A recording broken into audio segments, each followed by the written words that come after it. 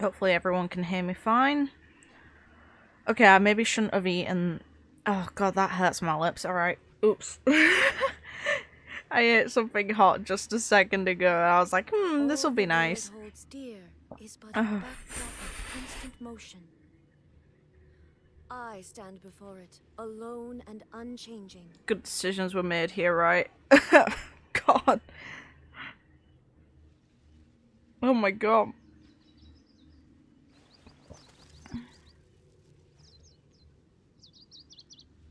Oh my god. Okay, I just have to deal with that. That's my own fault, but it was nice. It was worth it, but oh my god.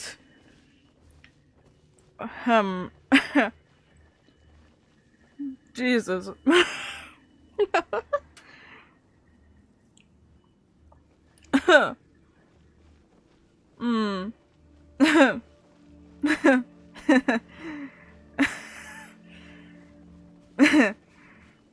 Fucking hell. Illusion shattered. Oh. God. Going in.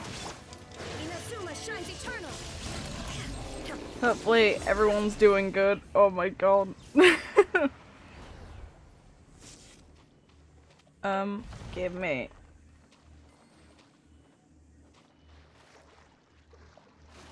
It's nice of them to leave a little pond for the things that they're keeping captive. Oh my god. Let me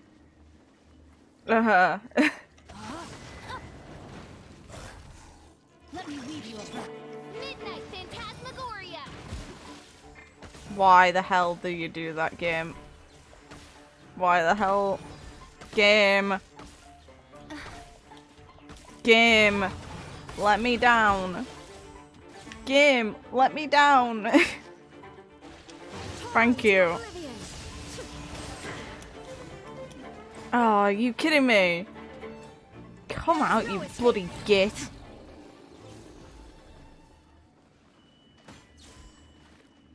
That was just annoying. Give.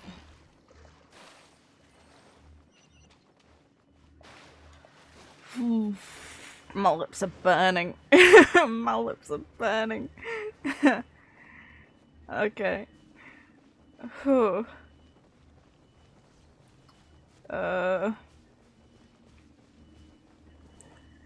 God. I didn't expect the heat to be this real. Jesus. Yeah, but drinking water doesn't actually help you with spice. Like, I have drinks that around me, but they wouldn't help with this. You're meant to actually have things like milk when you eat something hot, because the fat molecules actually break down the chemical and stop it from burning you as bad. But water actually spreads it throughout your body quicker. So it just get into more crevices in my mouth the moment I touch water. Which is... yeah, it just simply is what it is. So I've just got to kind of deal. Because I'm not going downstairs to get some milk, because I decided to have some crisps that are like overly spiced and destroying my mouth. Oh my god.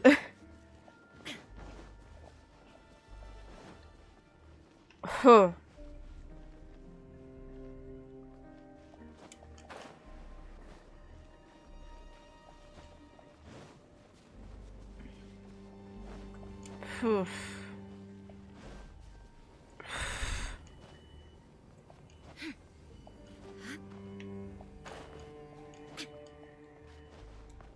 Hopefully I survive. I'll be fine. It's just that feeling when you eat something and you don't expect it to be as bad as it really is. So I wasn't prepared for it, so I had quite a few of them and they've just like burned out my mouth now.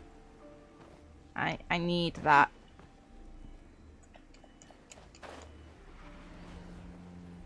Nice. I need to swap the time over to get in there. Oh my god.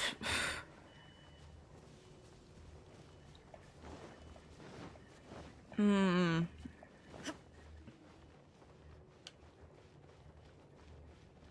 It's not gonna be upwards. It's gotta be down there in one of the cages. Just the cage is not open yet, so I may as well have a little bit of an explore.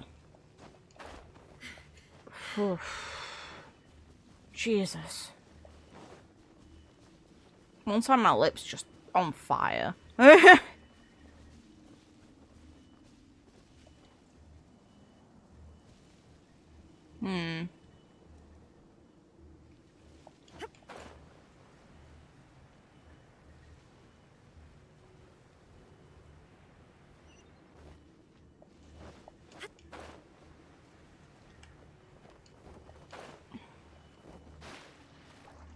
It's like, no, nothing's in here. Yeah, I know, game. Stop notifying me, I'm aware. I'm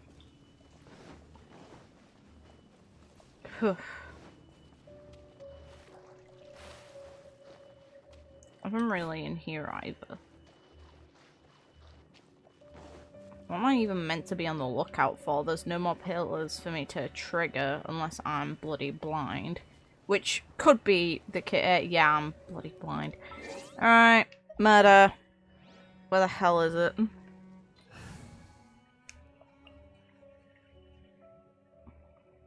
I could go garn you. I could go garn you, yeah, sure. I don't get opportunities outside of Abyss to actually utilize her much anymore. Here we go.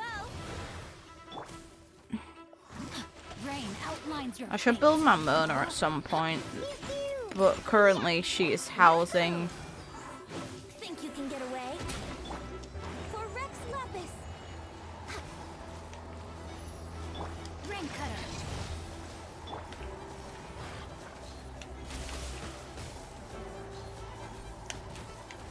Ah, nope.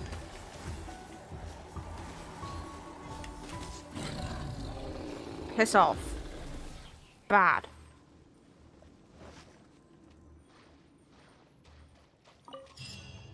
Really? Really, that's it? Fine.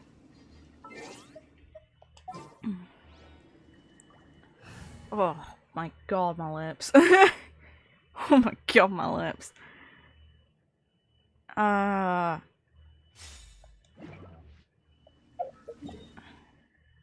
I need to increase my friendship on Eula, so I'll use her.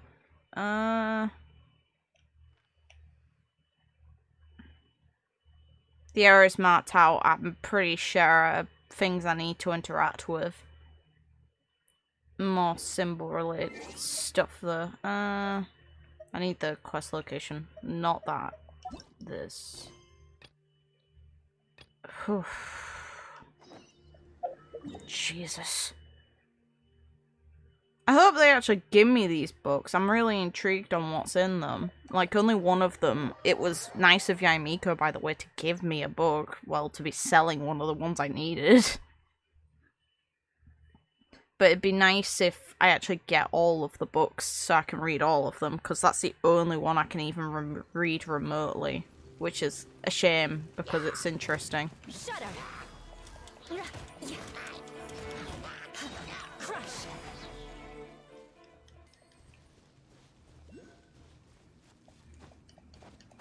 Whee! And Eula's random talk here, but Eula's one of the main characters I've ever played who actually feels rewarding for unlocking all of her talent levels. Because she uses everything, unlike most characters who tend to use either skill or a burst, and then their standard attack one is worthless to them. She's like the main character I've played who actually uses everything.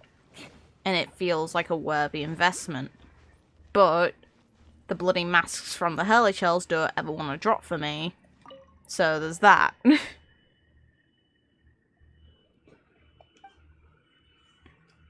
How are things with the unreturned books? Take them. Give me lore, please. It's what I want.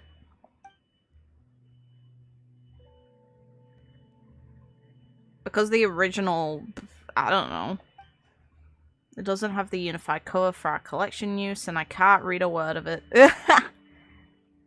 But they seem to know the Inazuma language. It's like they're able to convert their names into it, so how come you can't read it?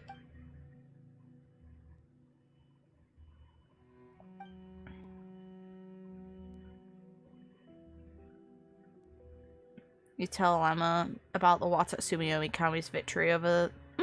okay.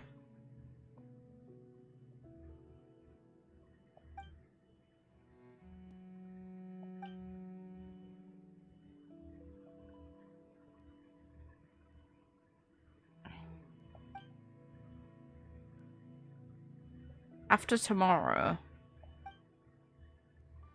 Huh. Okay.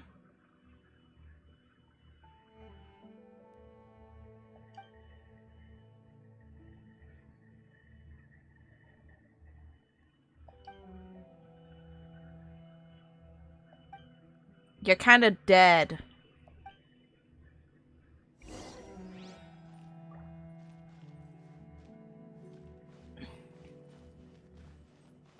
Doesn't matter which. Ah, okay. Fine. Here you go.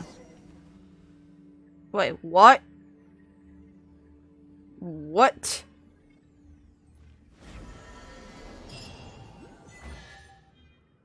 Huh.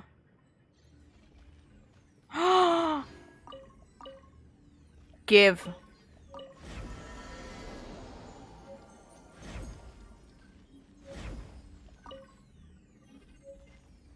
Neat. How come? What does it do?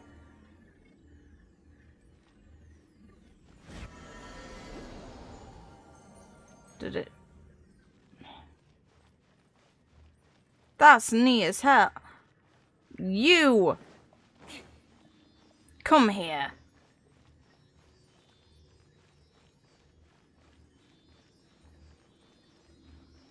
What the hell just happened? That's so weird. Go, Sealy, go.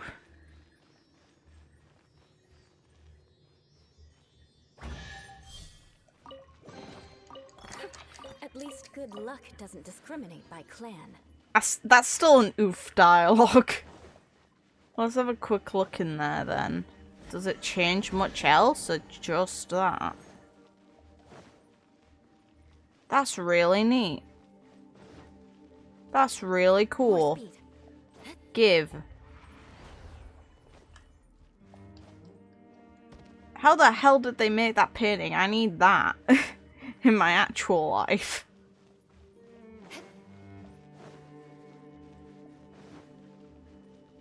Anything? Ooh. Thanks, game. What do we have here?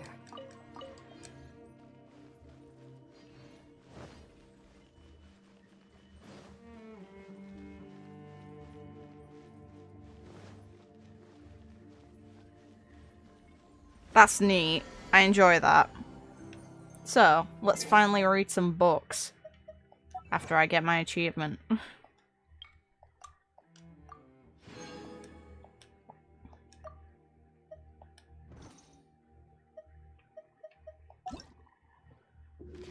I want law. Law makes me happy.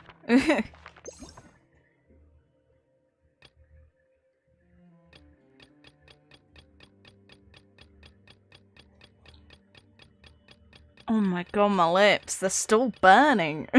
Oh my god.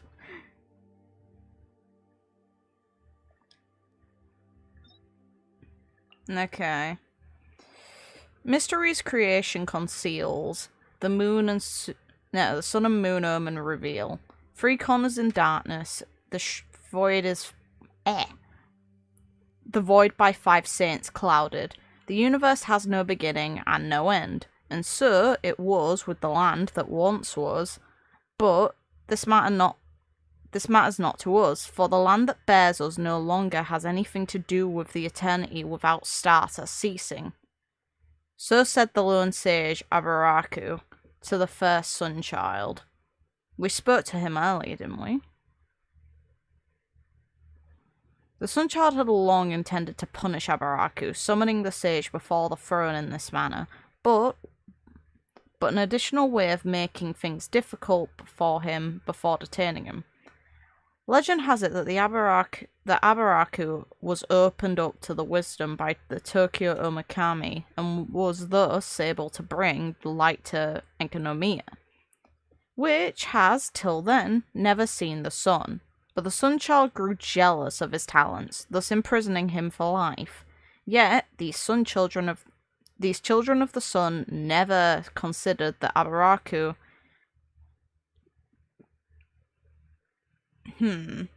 that had Abaraku not created the underground star, they never would have existed in the first place. Yeah, that makes a lot of sense, that they need the light to even come to exist. Conditions for living. It'd be too cold down there without it too. That makes a lot of sense. Am I okay? Yeah, I'm fine. I just ate something spicy, that's all. Nothing actually concerning to my health, just a burning from what I ate. Okay, the origin of heaven and earth is like chicken and the egg, and are not dragons and snakes kin? No sooner had the sage Abaraku uttered these words, he was overthrown by troops lying in ambush. At that time, Enkanomiya had just been bought some room to breathe by the appearance of the sun. The Dragonaires loved the dark and shunned the light, and thus could no longer act with impunity. The days when the Dragonaires would rampage and graze upon humanity like so much grass had, at last had come to an end, for the people of Enkanomiya finally had the means to resist. Yet it came to pass that the flaws in human nature would rear their ugly heads even before such outside threats could be quelled. The people chose a sun child, crowning him king, and worshipped him, yet he ruled with a brutal hand, framing the righteous. Oh my god, this book's actually quite big! Oh no, it's including... yeah, I forgot the game did this. Okay, that works. Unnumbered years would pass before a young child of Enkanomiya would wager with his peers. Alone, he would dive beyond the three corners, evading the trial of the Dragonaires in search of a dragon-bone flower. But what he found within the great cavern was a mighty serpent, one he had never seen before. Somehow, as he gazed upon the serpent's titanic form, the child felt no fear, but instead a kind of kinship. I am the profane serpent, though my servants are numberless, not one mortal now dwells in my shadow. That I have fallen into this realm, and that we should meet, perhaps this was fate. You are not one of my people, but you are human nonetheless. Speak your desires, and I shall hear it. Could you then, perchance, become our god?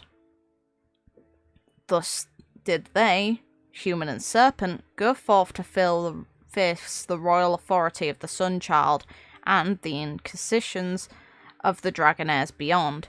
Thus was the curtain raised on this turning of the tide. Neat. It's nice that they go into Urabashi. This much, at least. Come on, game. What we wish to record is the tale of how heaven's will took shape on the earth below. O heavenly gods, these creations are your works. Grant us divine wisdom. Let us endlessly record. When the doves held branches. When the eternal throne of heavens came, the world was made anew. Then the true Lord, the primordial one, came forth and did battle against the 7 terrifying sovereigns, dragon lords of the old world. The primordial one created shades of itself, and the numbers of these shades was 4. Huh. Okay. Wait, so that would that mean that Dvalin is actually one of the existing lords from before? Ooh. Ooh.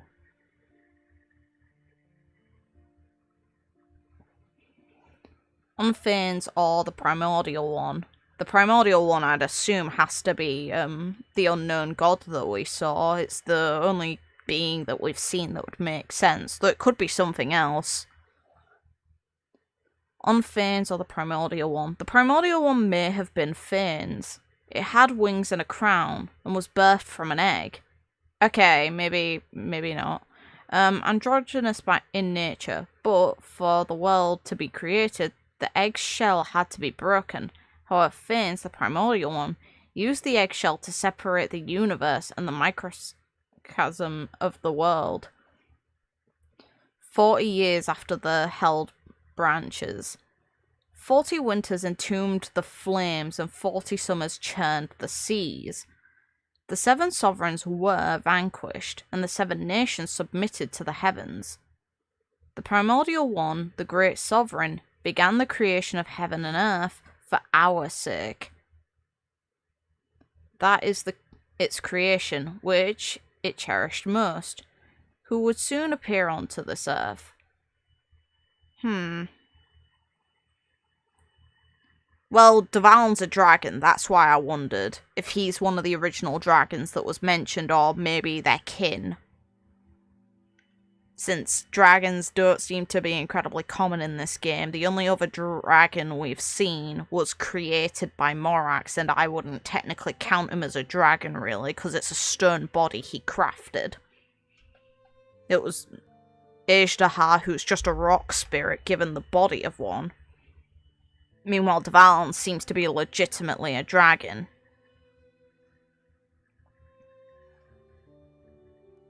"400 years after the held branches. The mountains and rivers were made, and the seas and oceans accepted those who rebelled and those who would not kneel. The primordial one and one of its shades created the birds of the air, the beasts of the earth, and the fish of the sea. Together, they also created flowers, grass, trees, before finally creating humans, our ancestors, numerous as the stars in the sky, uncountable as the sands on the shore. From that time, our ancestors made a covenant with the primordial one, and so entered a new age." So we know that the gods apparently aren't naturally involved in this world. Apparently they weren't from here. If that's the case, then they are responsible for humanity's creation, so they are something that we owe within this world, but we also, because we wouldn't exist without them, but what would the world have been like before that, since it seems that this primordial being recreated everything? The year of the Ark's opening. They mention Ark, because Teyvat means Ark. The primordial one had a sacred plan for humans. As long as they were happy, it too rejoiced. The year after the Ark's opening, the people worked the land, and so came the first harvest. The people mined, and so reaped the first crop of previous ore. Well, precious ore. The people gathered, and the first poems were written. The year of Jubilee. If there was hunger, the heavens would bring down food and rain. If there was poverty, the earth would bring forth its riches. If melancholy were to spread, the heaven would reply with their voices. The one taboo was to succumb to temptation, but the path to temptation had already been sealed.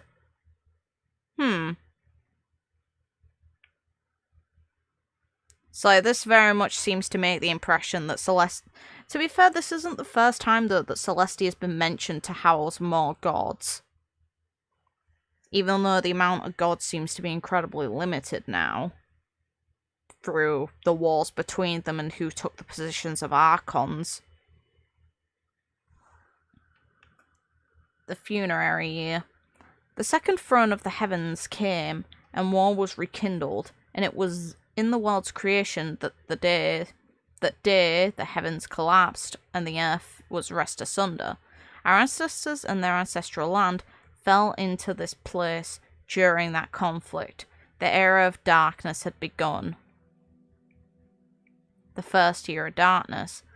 The people of the Seven Sovereigns had found refuge in the ocean, and the Dragonaires of the depths ruled this particular place, which led to war between them and our ancestors. Our ancestors chased them into the shadows with the light of 1,000 lanterns, and they hid in those shadows, hunting us. But there was only darkness in this place, and so their hunting grounds were untrampled. The prayers of the people turned into lamentations, but the Primordial One and its 3 other shining shades did not hear.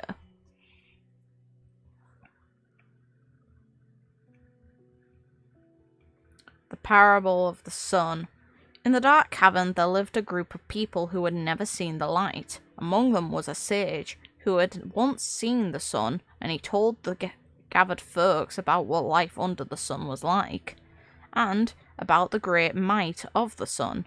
Seeing that they did not comprehend, he lit a torch, and thus people come to worship the flame, believing it to be the sun. They even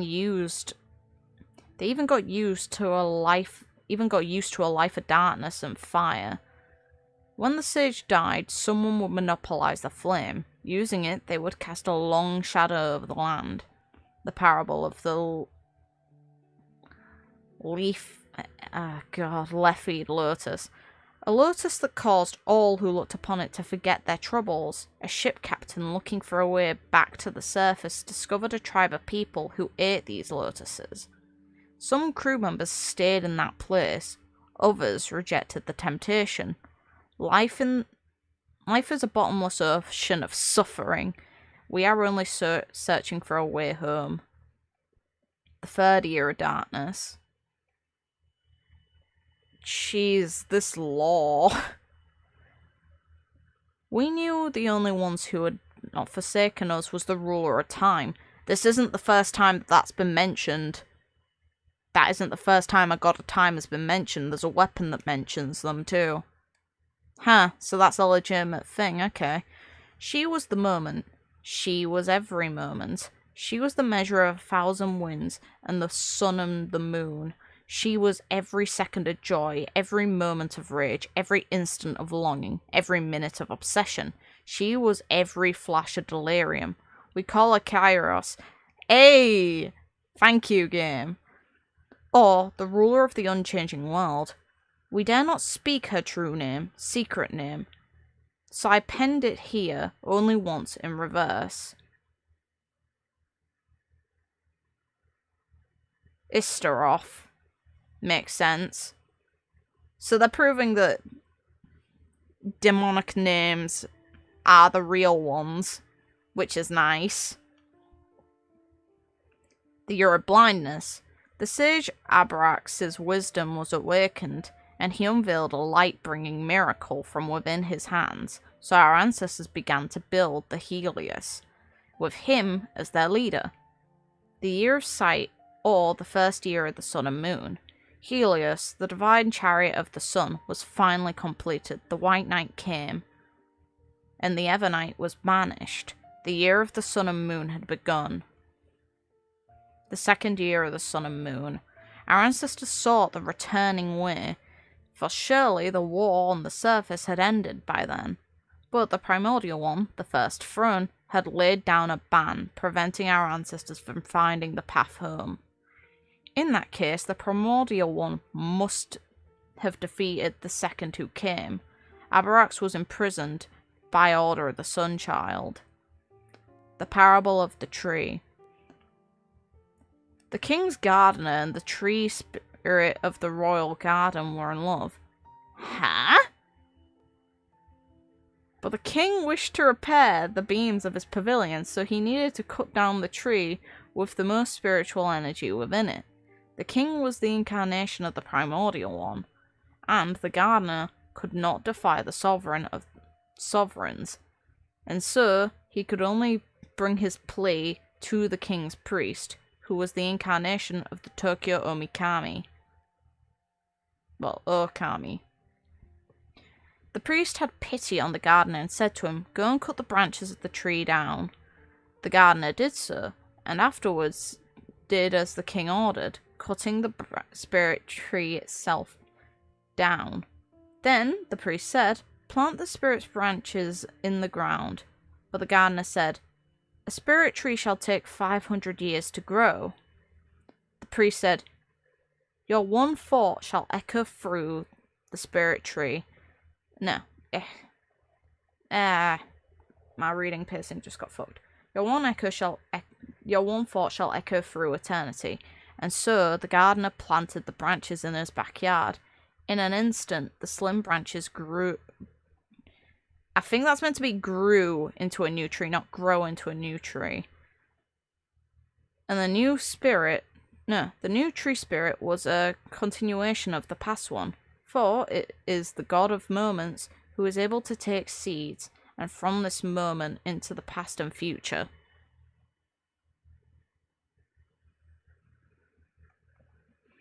The 10th year of the sun and moon. Abrax is long gone. The events of the sun and moon have been recorded sufficiently. Well, if I did not dare write things down just as they happen, how could I consider myself a scribe of the Tokyo Okami? Hark, I hear armor without. Here I shall stop writing. I'm gonna look for that weapon description now, like, after I finish reading this, because I know for a fact that there's a weapon that mentions a god of time. I'm confident of it. I'm so sure that I remember one. The lands between the God, that word is fucking with my head. Okay, that's great. Thanks, game. I'm gonna skip that one because I'm not in the position to read it at this time. Vastly different from those on the surface, to the extent that all the surface-derived common sense must be abandoned down below. All we formerly knew of the land and the sea was given unto us directly by the heavens.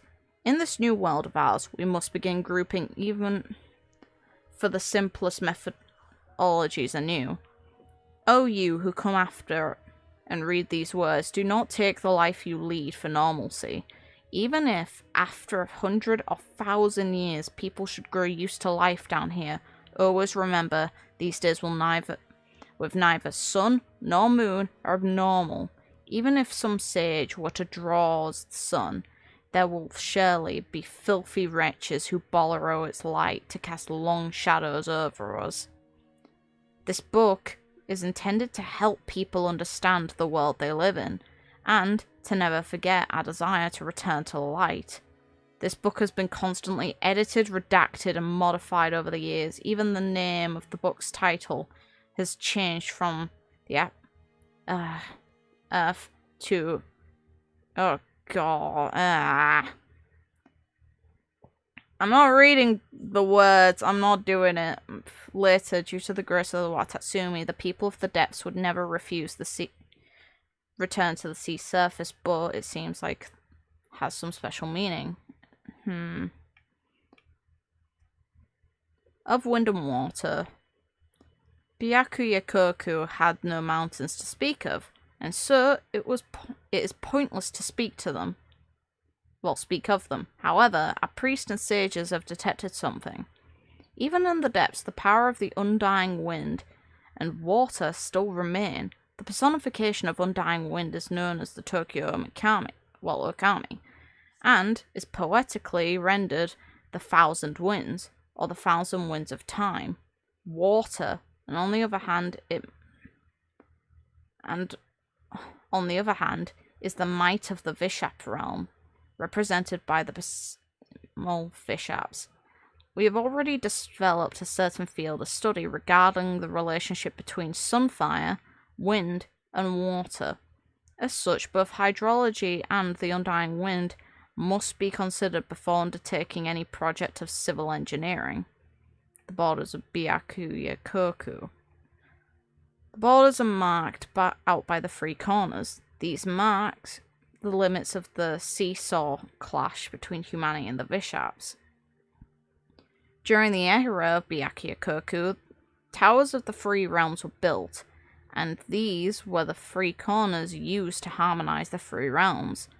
Their ancient names have been lost to time, and they were renamed after the coming of Watatsumi. These towers are exceedingly important, and they are not in location aligned with either wind or water. Rather, their purpose is to stabilize the tendencies of Byakuya and control its wind and waters. If these towers were to be imperiled, so would the entire nation. As such, they have been hidden using secret arts. Only the shrine maidens and the vassals of Watatsumi can summon them forth.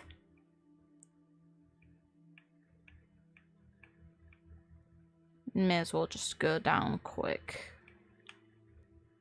The Narrows were, in the earliest times, sandwiched between the mountain's face and an area known as the Roundlands, thus earning that location its name.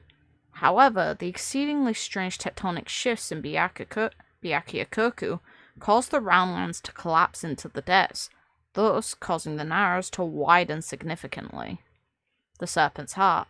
From the first time our ancestors discovered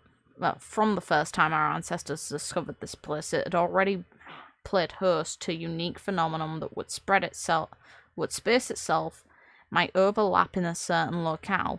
Those who came before us would utilize this phenomenon by creating the Serpent's Heart. It would be used to guard secrets, imprison criminals, and worship the great imaginary deity Ouroboros. Hey! Neat. Great imaginary serpent. In the earliest times, this place would be called Delphi, the land of snakes. This name did not change even after the arrival of the Watatsumi Omikami. Ancient arts depict the scaleless serpent as Ouroboros, and the coral-adorned serpent as Orobashi. Oh, okay, so that's why there's two different types of statue. Nice. That's nice, I approve of that. They've actually paid attention to that detail and made different statues to signify each snake. Dynamikoshi. The earliest name of this place was Helios, which is a way better name, and it was the high tower built by the sage Habaraku, standing for the earth, the element between wind and water. According to the prophecy, this was likely the sun that the sage displayed, used to light those lightless caverns, and just as those prophecies suggested, it was also later used to cast a great shadow over the nation.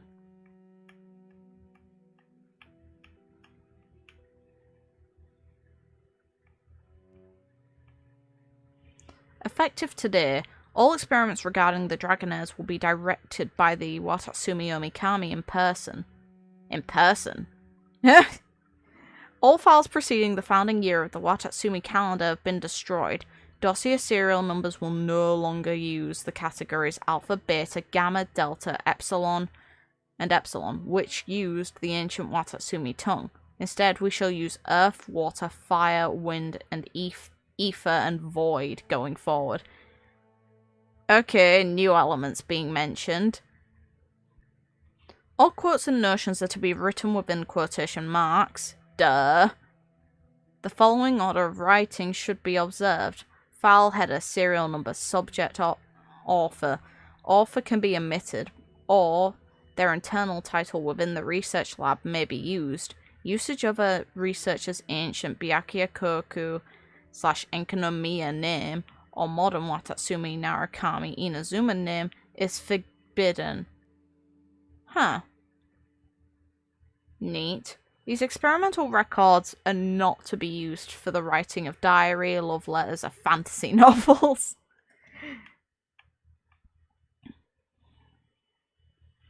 The Dragonairs, hereafter named Besemal Fishaps or simply Vishaps, evolution is plain for all to see. Water 101 Dragonair Evolution 1. We have tried lowering the temperature in the living environs of a young heat-resistant Vishap. As a result, they were weaker once matured. We suspected that this became its body This is because its body did not possess the seed required to resist such an environment. However, its descendants would all possess high body fat. Makes sense. Greater predilecti... Ah, God, brain, please. Greater predilection towards sleep and would express the cryo element. Please refer to the experimental data after the main text. The abnormal data derived from sample 3 is due to my assistant feeling sorry for the subject of the anti-hunger control group and feeding it surreptitiously. That person needs to be fired.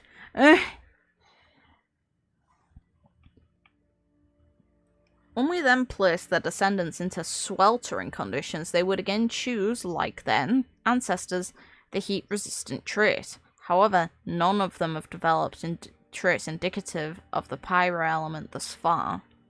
Okay, so that's probably something we'll come across later, or maybe never, because it seems like they don't seem to reach that element. Or maybe fire isn't a natural initial element.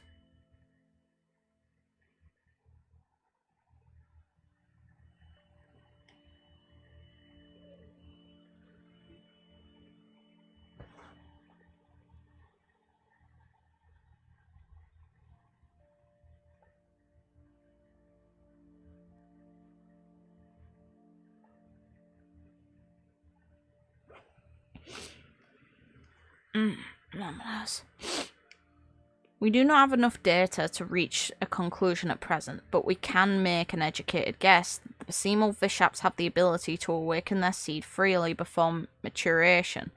Vishap mothers can also create new seeds to pass on to their descendants should they encounter heretofore unseen challenging environments. It can be said that even before encountering us, the people of Enkanomiya, the Basemal Vishaps, had already stored a veritable armory within their bodies.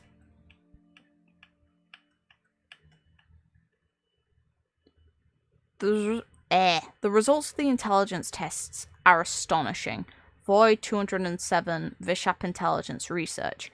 Though a screening process consisting of rewards and punishments, although previous research indicates that screening is unnecessary, Vishaps are, one and all, adapters par excellence.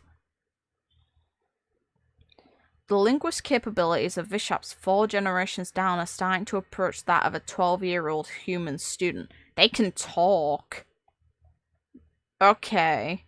Perhaps it might be more accurate to say that the Vishaps always had their own method of communication. Yeah, probably.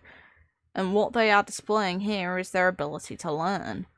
We believe that these experiments should be stopped. If not, we may yet be proven narrow-minded for having dismissed the last person who wrote a fantastical tale about Vishap people. So they stopped it to avoid being proven wrong. That's not how scientists should be. That's not how scientists should be. Prophecy holds that the dragon sovereign of the water will be born in a human form. We must not let this thing happen in Enkanomiya. All previous attempts at grafting have failed. Void 907 Watatsumi Omikami Special Order 1. Because they cannot accept the Watatsumi Omikami's blood. These Vishaps will fall victim to various adverse effects. Perhaps they are not yet strong enough, but we cannot be sure.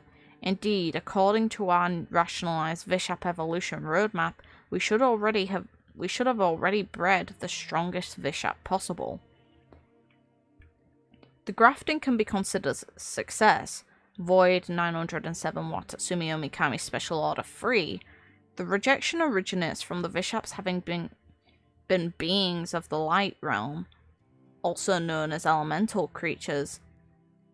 So being in the light actually derives an element for them, and thus being at odds with the human realm, of which Omikami and its core vassals are a part. All elemental logs are closed. No experimental conducted here shall result in the death of any dragon heirs. They all live to see the end of their days. Praise be to the Watatsumi Omikami, gracious and benevolent. Question 1. What walks on 4 feet in the early morning, 2 feet during the day, and 3 feet at night? Answer. A Vishap who transforms into a person attending a ball, then breaks one of its legs, and eventually ends up with a walking with a cane. Sages like this answer the most. Huh. And its children get it right almost exclusively. For adults, it always smells like a horrible conspiracy when a Vishap turns into a human.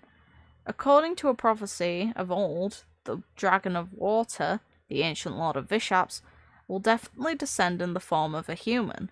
However, for children, the answer to the question indicates the possibility of mutual understanding. But it is not a good idea to make Vishaps sound adorable. Though such jokes defang the fear, they also lower the guard of the children. Dragonairs of the depths have evolved to wield the power of other elements and hence have lost their purity. As such, the Dragon of Water will no longer be born from among their ranks. Oh, okay. So that would imply that the gods can be reborn as humans, and they will come back. In time, perhaps. Huh. With only one mouth, this being sometimes has 4 feet, sometimes 2 feet, and sometimes 3 feet. Though unable to morph into other things, it is able to walk on the earth, swim in the water, and fly in the sky. The more feet it walks on, the feebler it grows. What is this being? A human.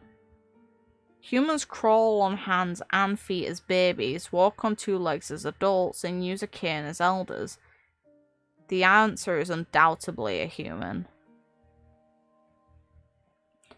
Question 3.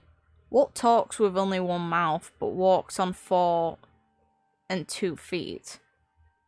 Answer. Someone raising livestock. This riddle is a very ancient one. In the past we could only understand the meaning of livestock from reading texts. 4 legs refers to 4-legged animals like ox, horse, and frostboars. Well, frostboar. After Byakuko fell into the ocean depths, these animals died out within 2 generations due to lack of habitable land and food. Since the arrival of the Watatsumi Omikami, some of us have returned to the sea surface to build a home and interact with the people there. Therefore, we've been able to review the names of these animals according to the vassal and the Omikami's prophecy. We shall all move back to the sea's surface someday, so it is important to get these names right. Ox means cattle, horse means horse, frostboar might mean... well, frostboar means forest boar.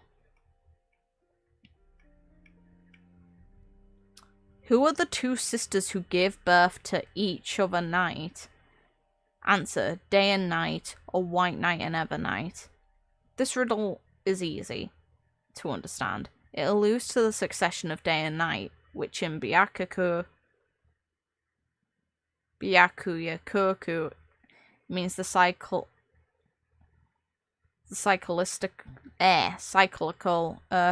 God brain please. White Knight and Evernight under the control of the Dainichi Mikoshi. Though, I'm just gonna fucking call...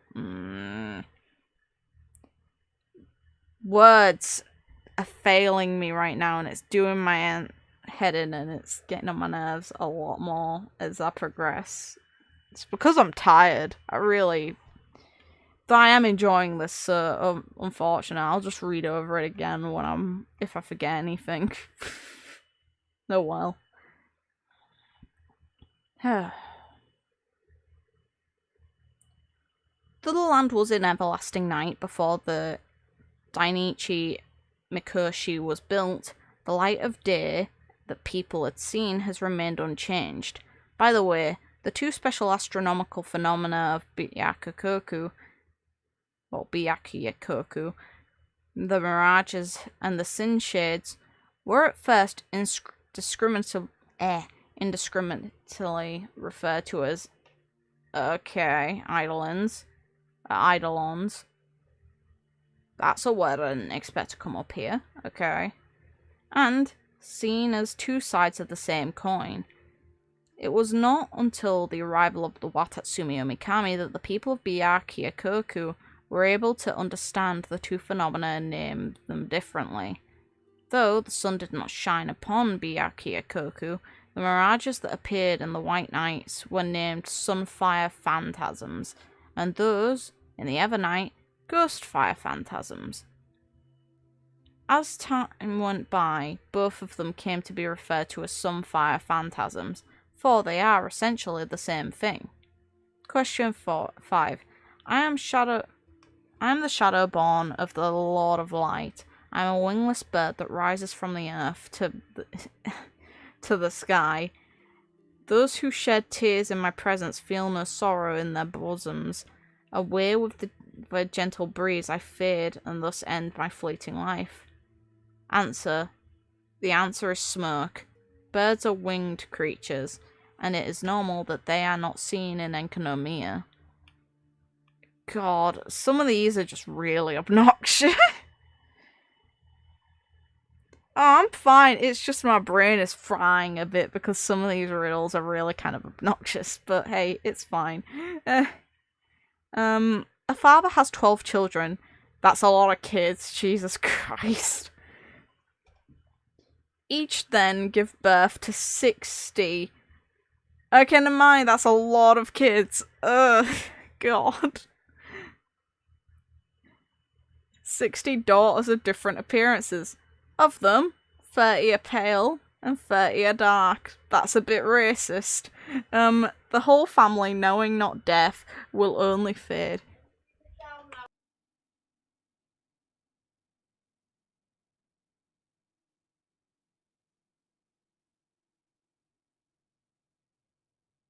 One sec, I need a drink. My throat's dying.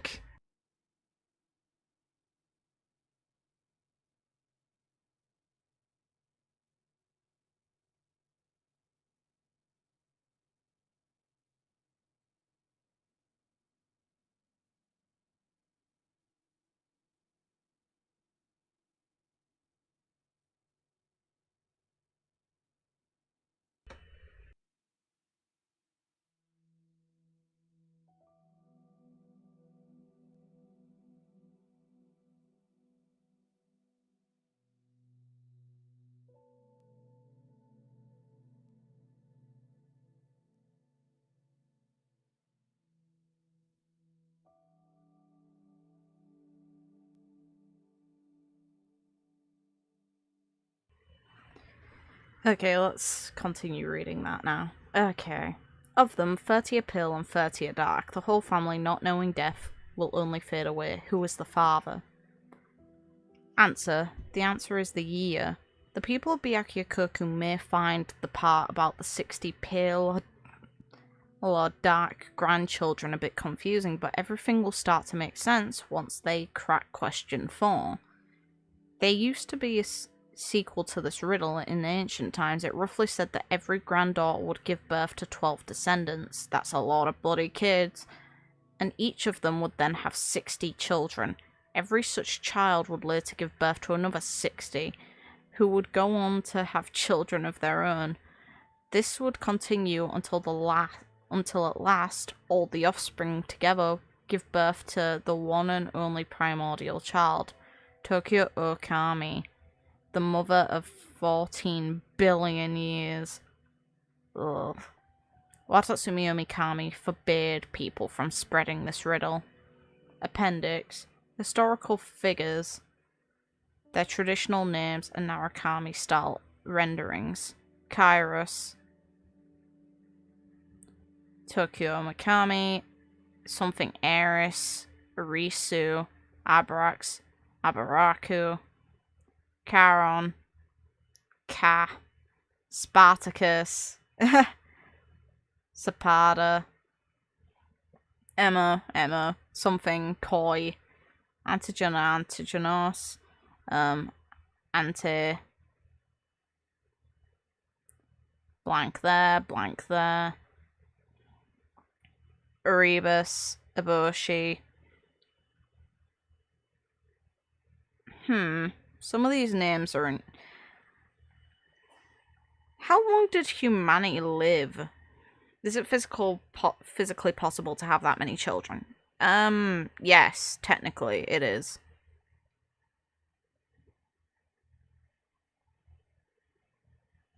It's like, keep in mind that the only limitation on the amount of children that can be had is actually in a woman, because they have limited eggs. Men can continue to produce children for countless time, and women tend to stay fertile until, like, their 40s or 50s.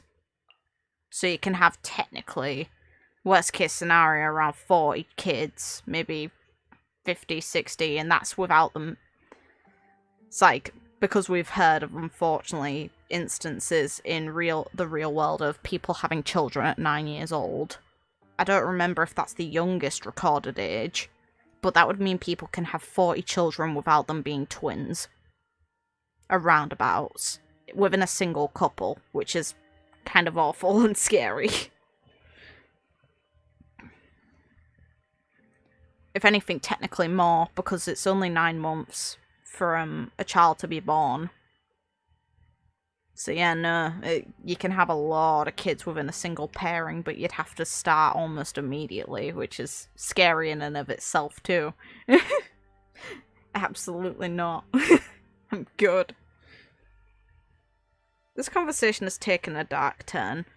It's just logical, unfortunately. Like, that's how the human population would have had to originally expand. They would have had to have tons of children. Just, it's still scary. I don't like the idea.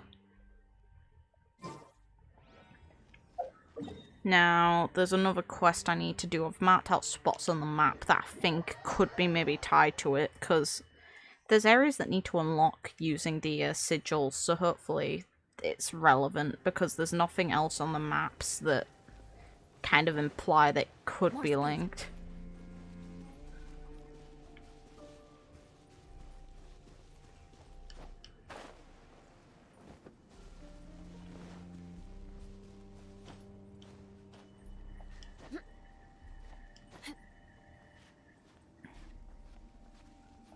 I can't imagine a woman's body handling that burden back and forth.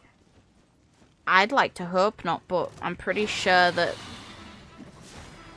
Well, a family member told me this, that your body just is made to handle it, so you can technically handle it, and you can handle it technically fine. Eye for an eye.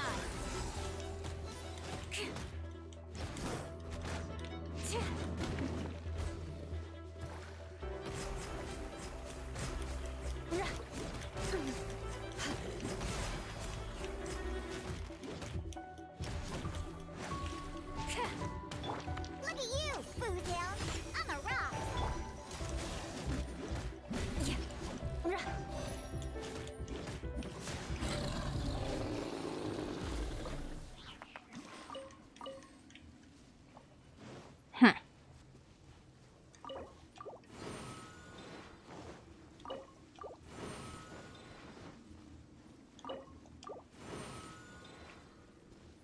More speed.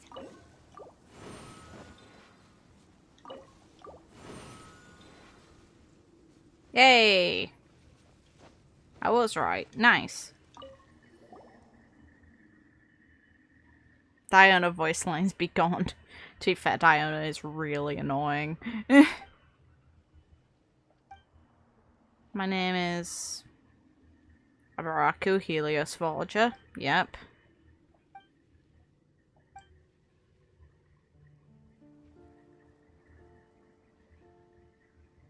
Well, you've been listening to him.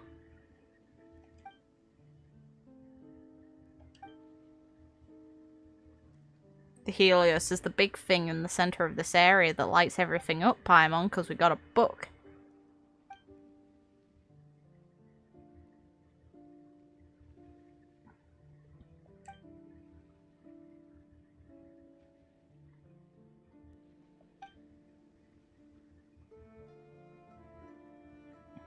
Huh, he's actually aware of it.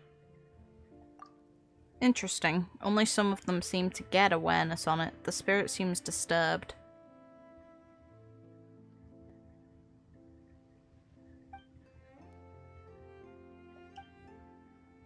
Here comes trouble.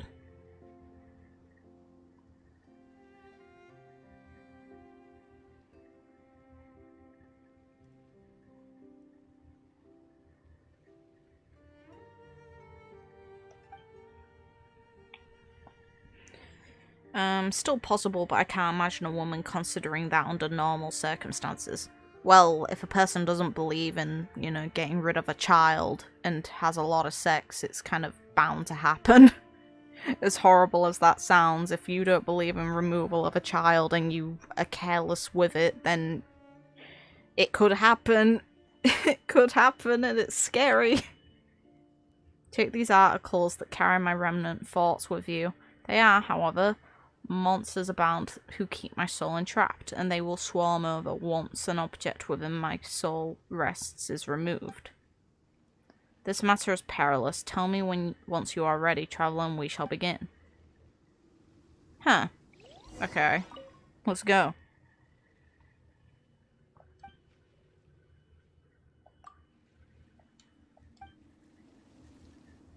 Beg for mercy. Shine down. Witness my great undertaking. Coming to be. I did that in the wrong order. I haven't used Albedo in ages. Crush.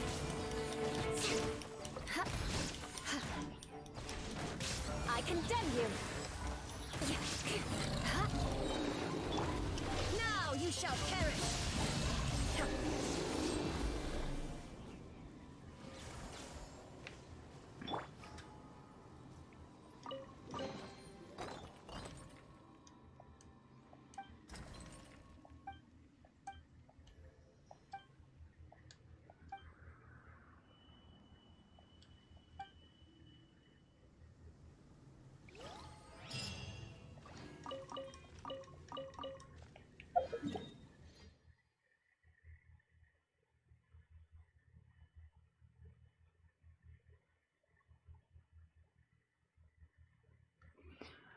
I'd say probably Fischl's and Bennett's are the voice, well, more so Bennett's is the voice lines that I just tend to get really frustrated with at the most when I hear it for too long, because I really do use him a lot. That's just, it's not out of dislike towards him, he's incredibly powerful.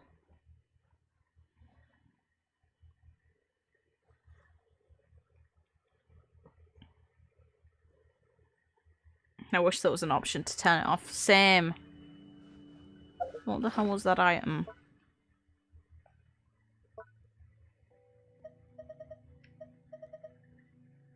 Oh, okay.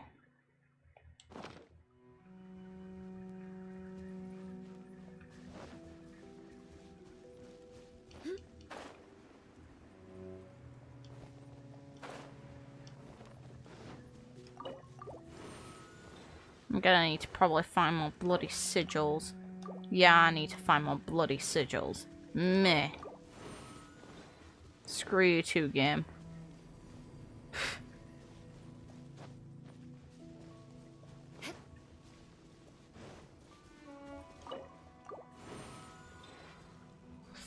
Oh, that's annoying. Shit. Let's see if I can unlock the next one.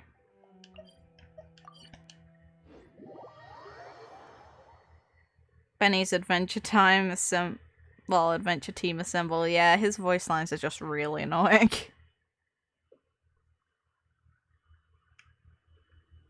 I don't think changing the voiceover would help, because don't get me wrong, I absolutely love it. But even her voice lines at times can grate me, especially the one talking about you being idle on field, because I passively leave the game at times. More speed. Beg for mercy.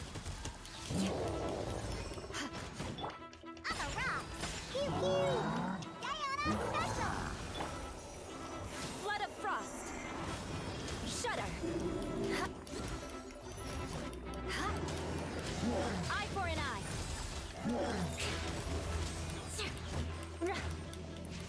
Look how strong this lady is. Jesus.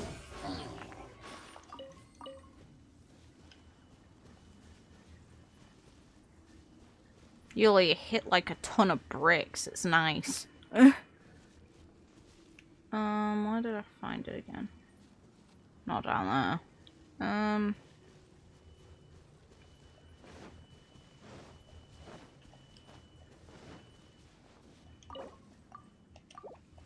Oop. God, I'm almost out of them. Ugh, how annoying.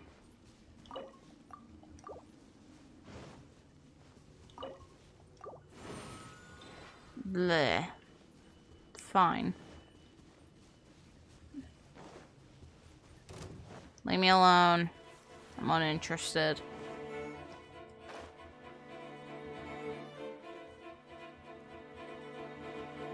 Okay.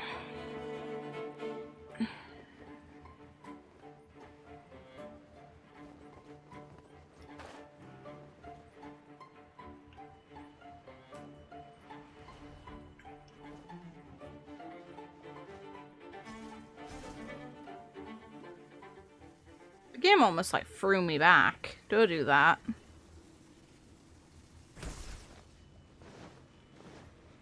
Oh. I'll go down there in a second. I want the chest first.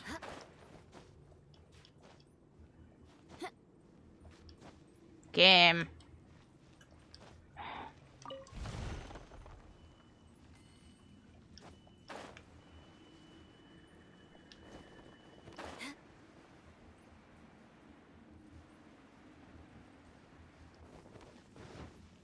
Pretty sure I've been here before.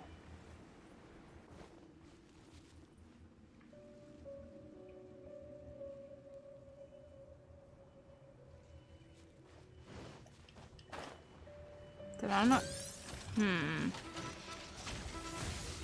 Crush. Torn to oblivion.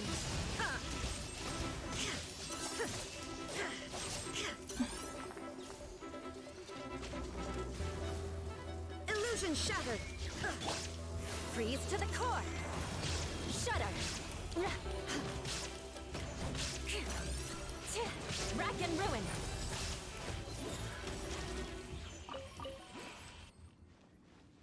More speed.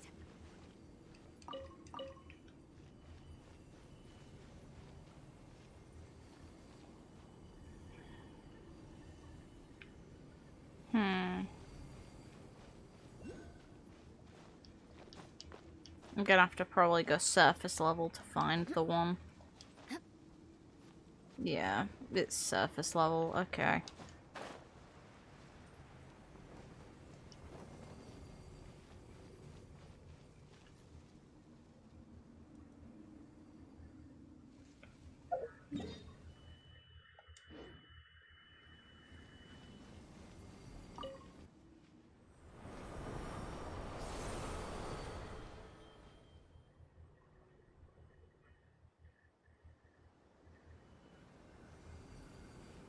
Doesn't really diversify how the girl plays. She's still just as strong as even without. Since you wouldn't use the hold attack when you before having charges up. It's like I don't tend to anyway. The effects of the hold are really good, just you may as well utilize the most damage out of it you can get.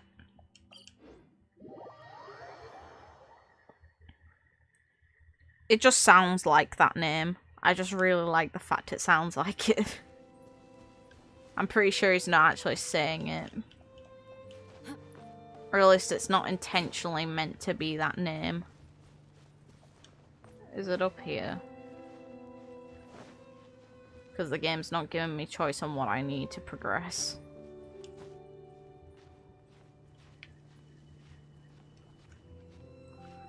Well, Eula feels great to use, and the aesthetic behind her is amazing. Her design is phenomenal. They managed to make gold eyes work with the bright blue hair by utilizing the design of her cape, too. And it's just incredibly striking. Where the hell?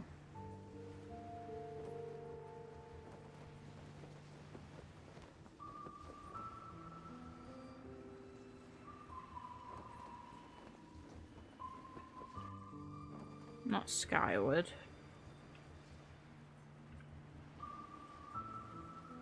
Been in here before, but it could be down here.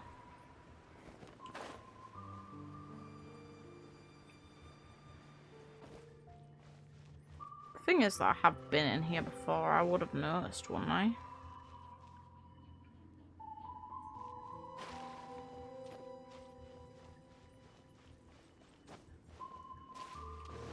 I was fumbling in this puzzle for a while. No.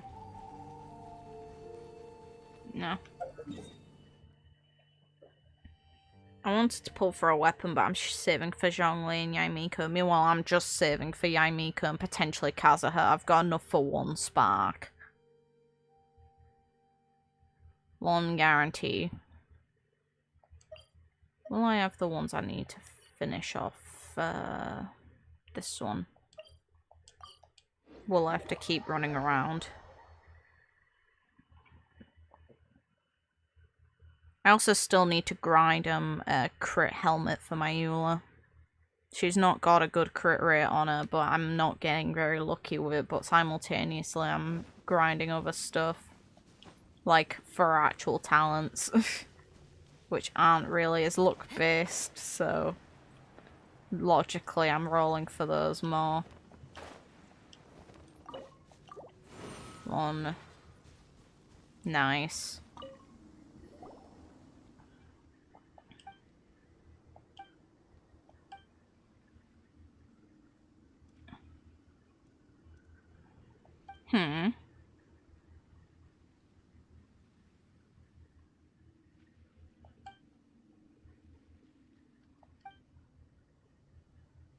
Takes a pretty rare spirit to realize that. Oh yeah, something interesting about Paimon is Sealies seem to be following the trail back home, and they're creatures that appear from seemingly nowhere and float around. And apparently we're like a race, very different. Like, there's two things I can see Paimon being, and it's either tied to the original god, the progenitor one, or tied to the Sealies and the race that they originally were. It could be either. And why the hell do bots come onto my fucking stream?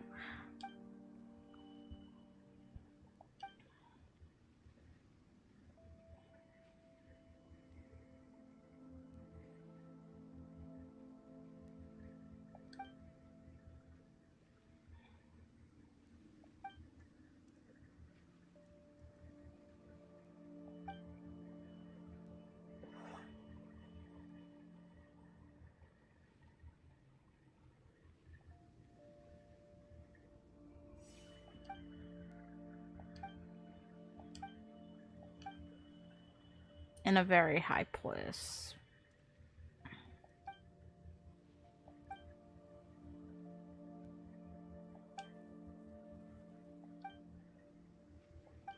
Paimon, shut up.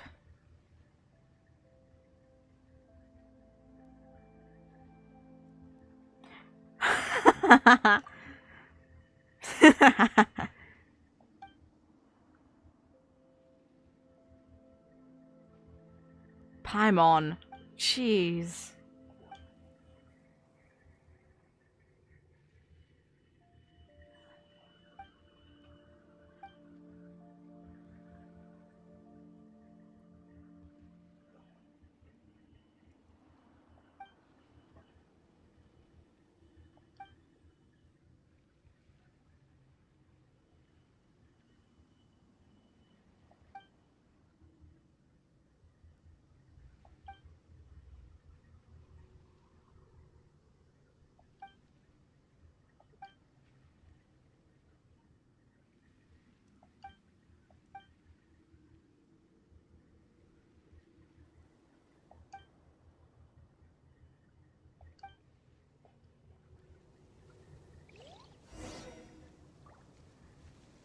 Is the cash you get from our gacha pulls not enough for you? Real.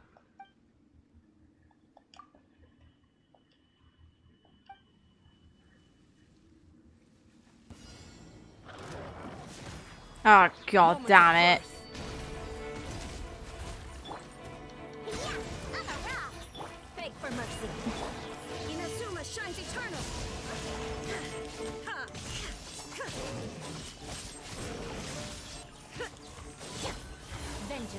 be mine.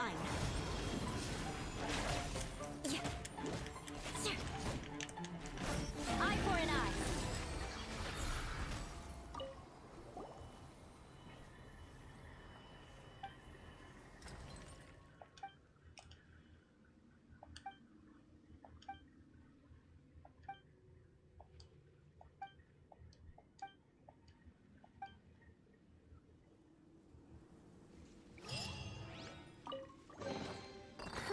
At least good luck doesn't discriminate by clan.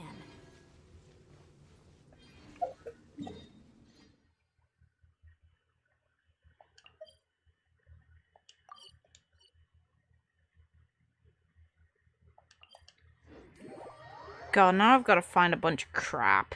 I wonder what A would make of this place and all the things we found / read. Well, the thing that's awkward is it seems like the Archons just cannot talk on these matters at all, unless they want to risk themselves or their nations. So, I'm sure that she finds it intriguing, or it's stuff she already knows about, just unfortunately wouldn't be able to discuss even if we brought it up.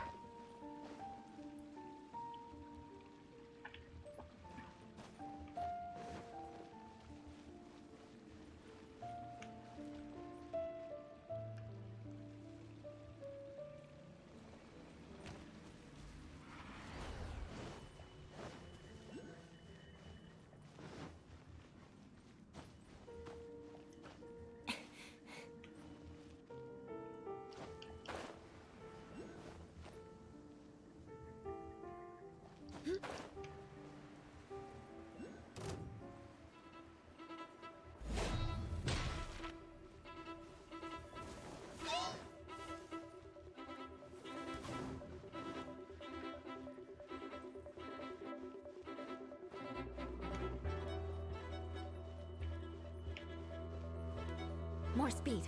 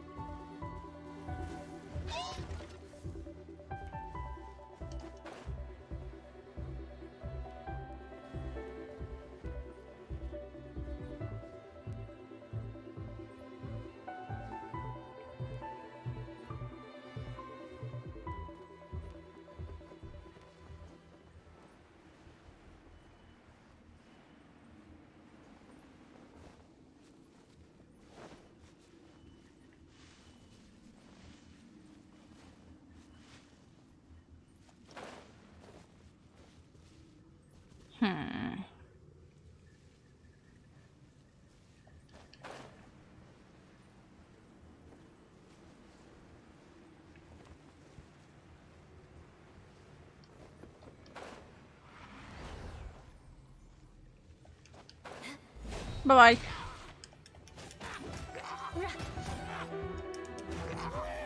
On the water, damn it.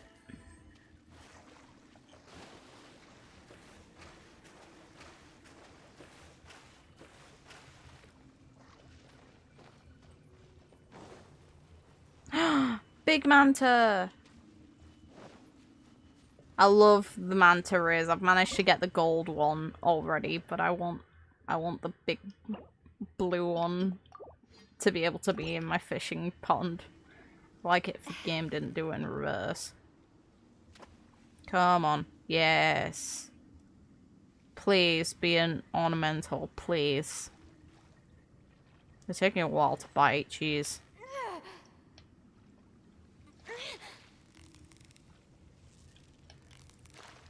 Steady now, it's the final stretch. Whew, that was a tough fight. Twat.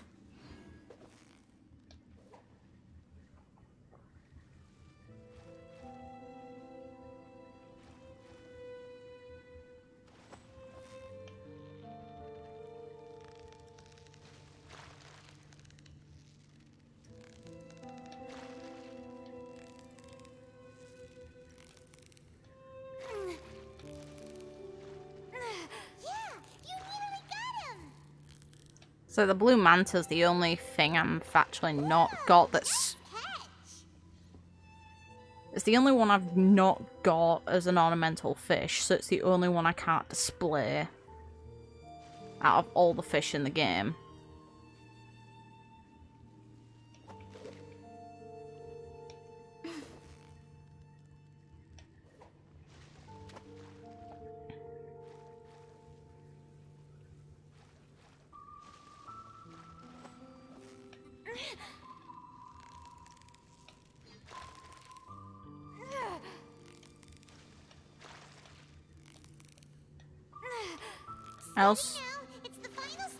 I also really rate this fishing rod from the event. It's so useful.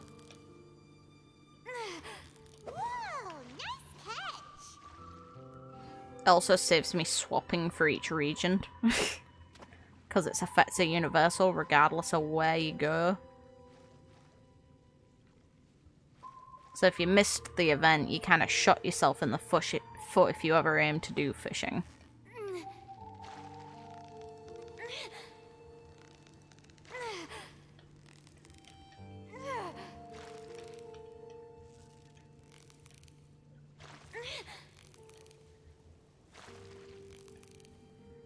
So close, so close. Stay cool.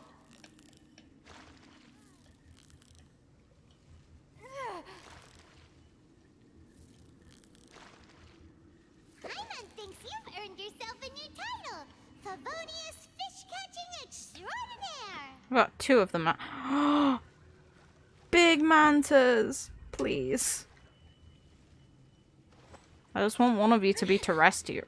Well, be ornamental before I actually go. I may as well keep fishing until I get one. You got it.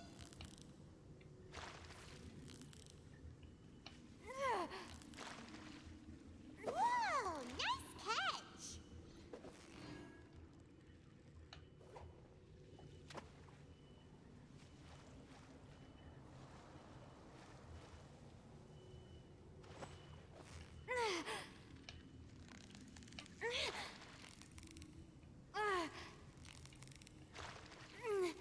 Steady now. It's the final stretch. Oh yeah, I'll find that weapon description I was thinking of if I've... It's either a weapon that I've definitely got. I'm pretty confident it has to be a weapon I own. It's in... That was a tough fight. I'm thinking it's the sacrificial weapons that mention the God of Time.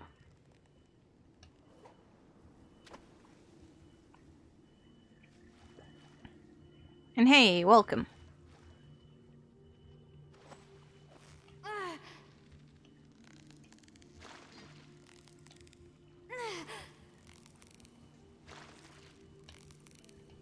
Yeah, you nearly got him.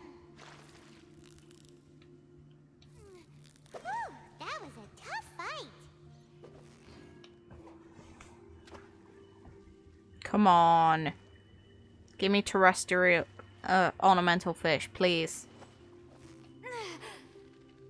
I need it. It's a pretty fish. I want it on display. So close, so close. Stay cool. Wow, Paimon's stomach is rumbling already. Screw you, game.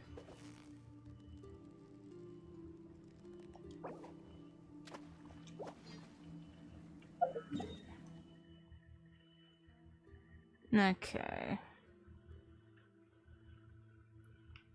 Let's see if I've got the things I actually need as opposed to trying to get fish. Ever tried Ray? No, I haven't. I'm like not a very Knights big and person. aristocrats share the same cultural heritage, but the knights had enough sense to do away with all the superfluous detail. You know, I like you, but that was fucking rude. Anyway. No, I haven't. I'm like very adverse to seafood. I barely even like most types of fish, so for me, trying shellfish or any sort of exotic fish just doesn't strike me as a good idea because I have a feeling I'd just be wasting food. And it's not because I have hesitance towards killing and trying well, you know, having anything that's been killed for the purpose of eating. Though to be fair, I wouldn't ever eat something like dog or cat. I think I'd rather cry in a corner. But I'm not someone who experiments much with food because I don't like the idea of wasting it. Someone else could have it and have it quite happily. Meanwhile, I would just be wasting it. More speed. I've got dupes. Please don't make me run around. Ah, screw you, game. Damn it. Okay. Only one more. Oh,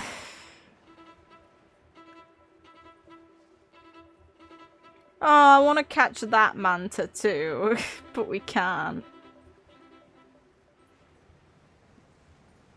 The manta doesn't like us enough.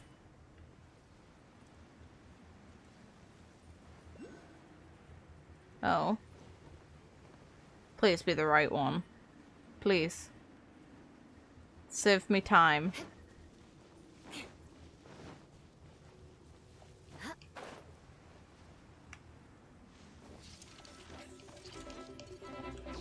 Ah, piss off.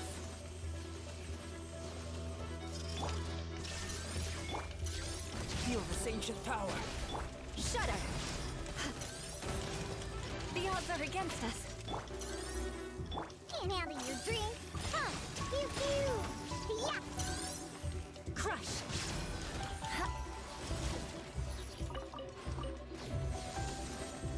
Jesus. More speed. Now you shall perish!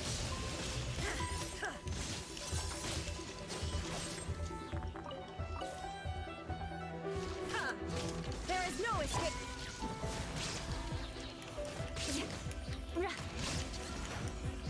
Rack and ruin! Freeze to the core! Beg for mercy!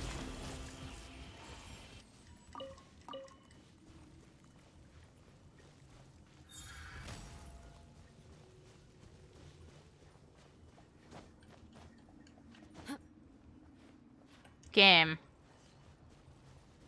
Bad. Fine.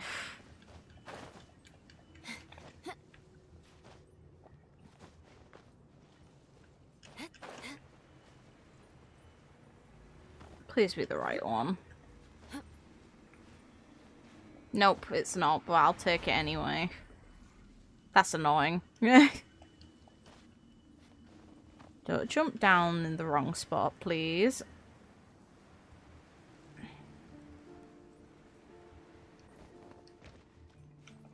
I love Enkanomiya's battle music, especially when the singing comes in. Enkanomiya has some really good music. I also have a lot of affection for Inazuma's standard tracks too. We can all, I think most of us can at least agree that the version 2 has been the best for story so far, and it's only getting better. Genshin as a whole is getting better as time progresses. And I think if people didn't enjoy the game prior to version 2, I wouldn't blame them. I wouldn't agree with them, but I wouldn't blame them.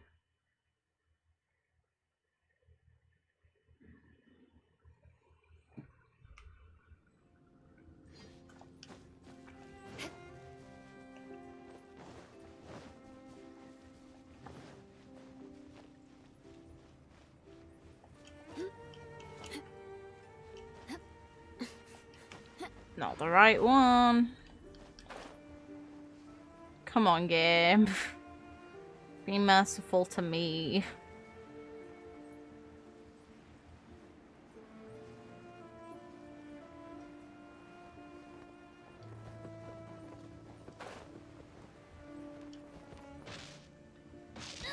Oh, fuck you, game. That's just harsh.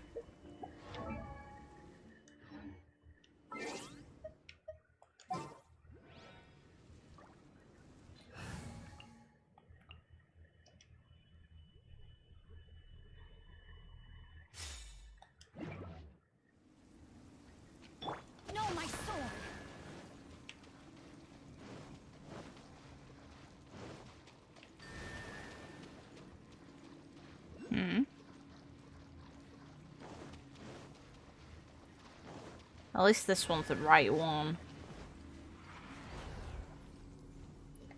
Okay. Back to where I need to be.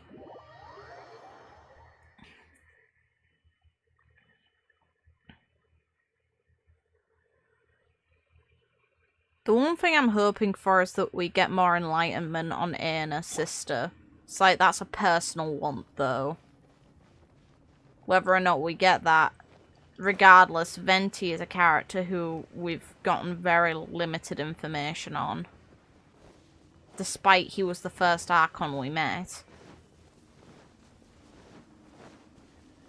So I feel like they need to go back into him a bit, because Zhongli got his chapter 2.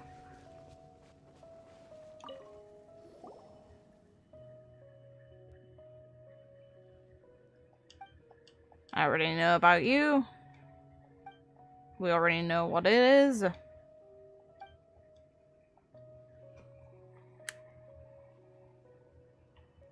this guy's up his own ass.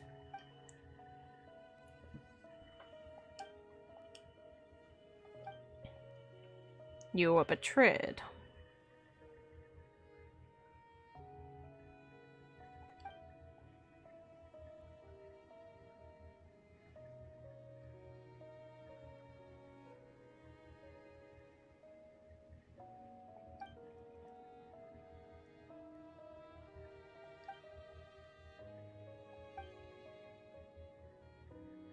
Paimon, I think he's talking to you.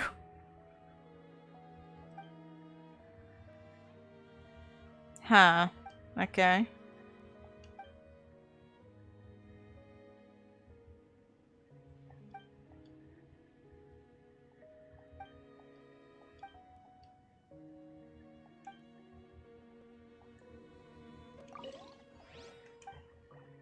Any additional Archon lore and info would be great. Agreed. Well, for me, I really want A to rule Inazuma as herself rather than utilizing the puppet, so I'm hoping that's what eventually her story quest will lead to, since we're going to be moving beyond Inazuma, so it's not going to happen in main story, so I feel something like that has to now happen in her story quests, as they gradually come out. And through that we hopefully learn more about Makoto. Illusion shattered. Odds revealed. Rain outlines your fate. Inazuma shines eternal. I know it's immune, just I know that on impact.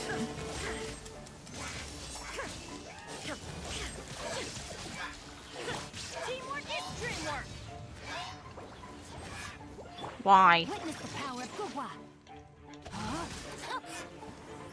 Know my sword.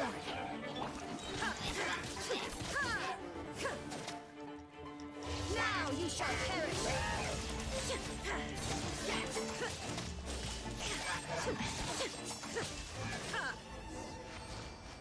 Well, that was the easiest of lot. Now give. Take them. I have no need.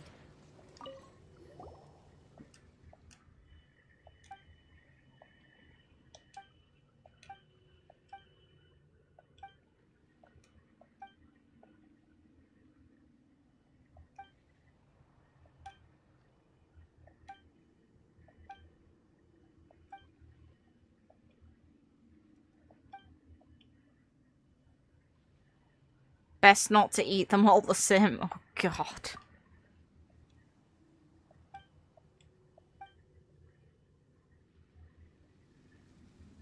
Paimon doesn't eat anything, but Paimon's asking about eating anything that's been left for potentially hundreds, maybe hundreds of years, around 500 at most, maybe. That should be all the things for this, then.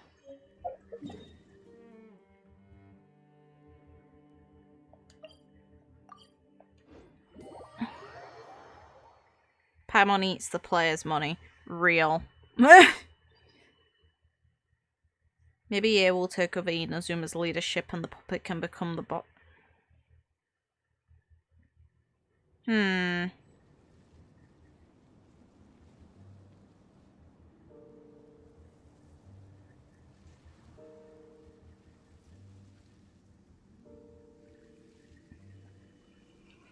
So like, I imagine the puppet will be a boss fight at some point, since we've already gotten tasters of what is a boss is like.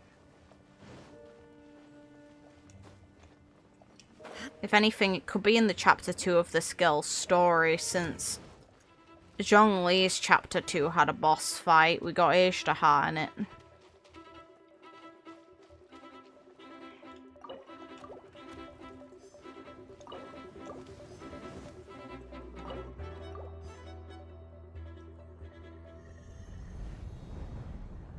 Okay.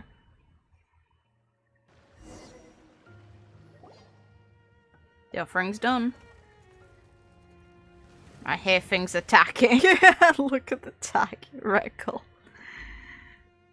Oh, that's an oof.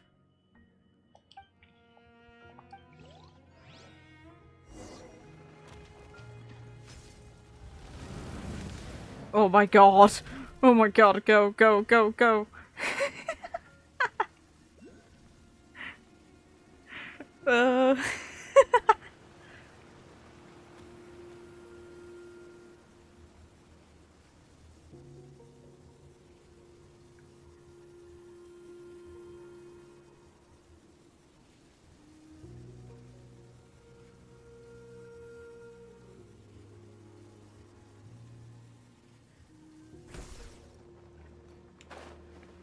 Huh? What the hell? No, delete that right now.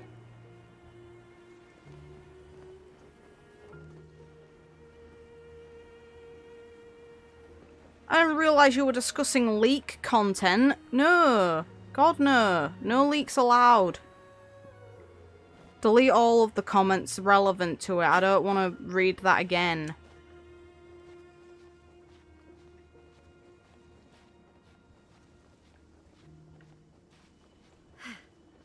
Why?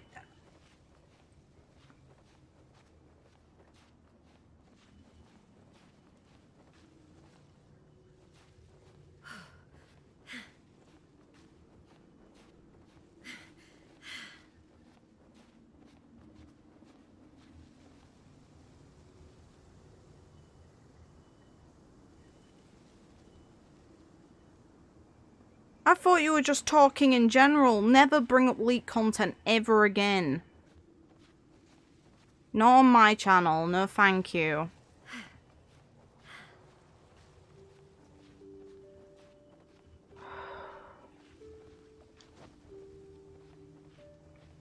Like, speculation's fine, but jeez.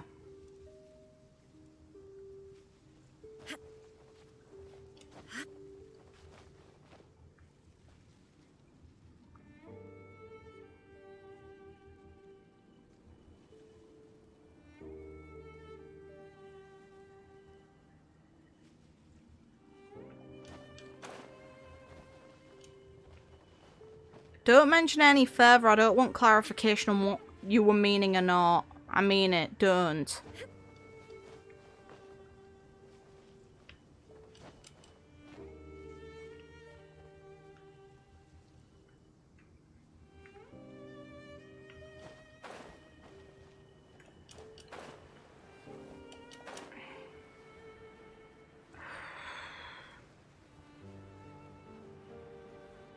No consequences, but this time if it was by accident, but never do that ever again.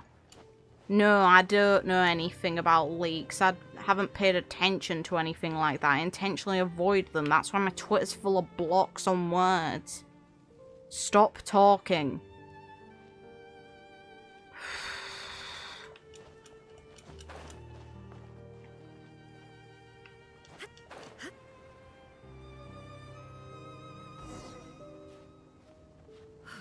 Oh god, I'm not gonna be able to climb to the top. Okay.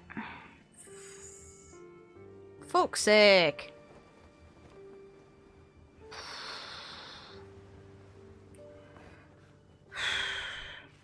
Anyone who contextualizes it is getting an instant ban. I mean that. I'm not dealing with that.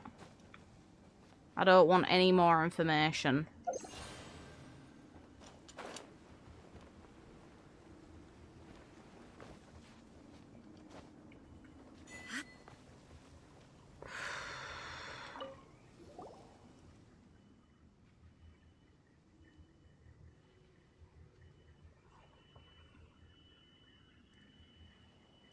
Ah, traveler from another land, it is you.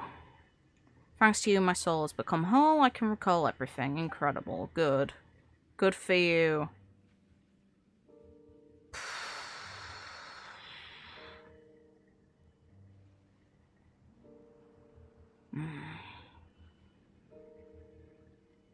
Perhaps you already know that in the distant past there was only great darkness in Byakuya, and that those who lived there dwell in fear of the dragonaires of the depths.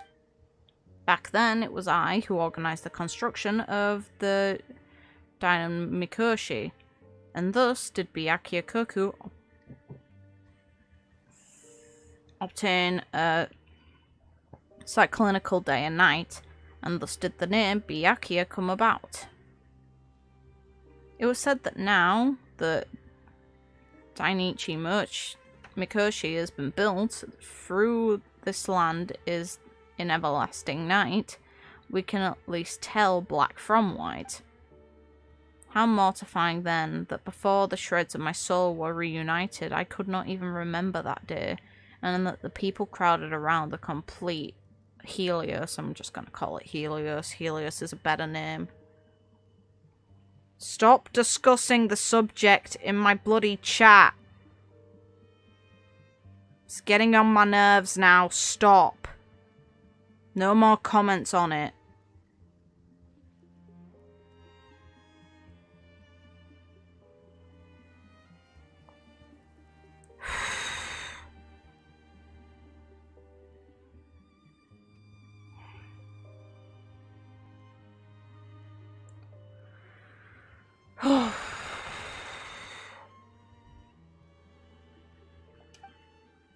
It should have been my fondest memory. But alas what?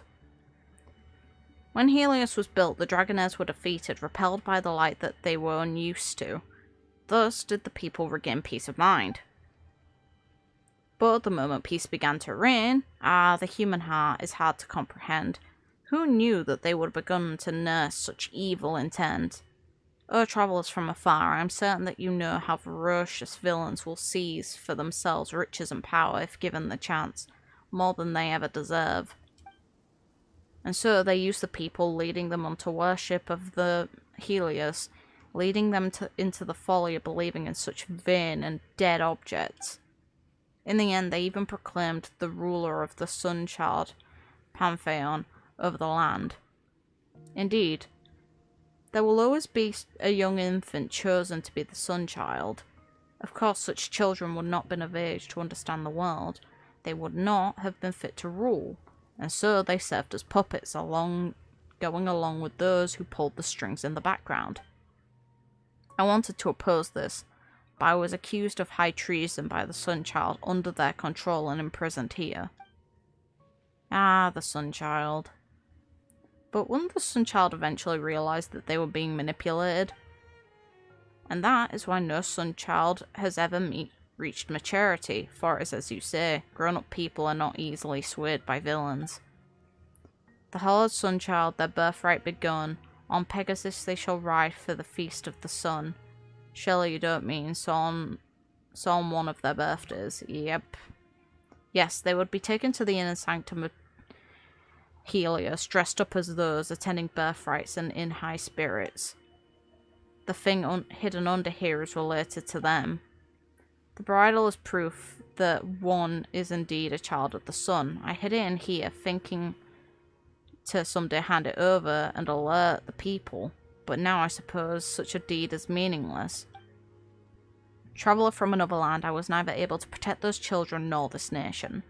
My name is Abaraku, Helios Forger.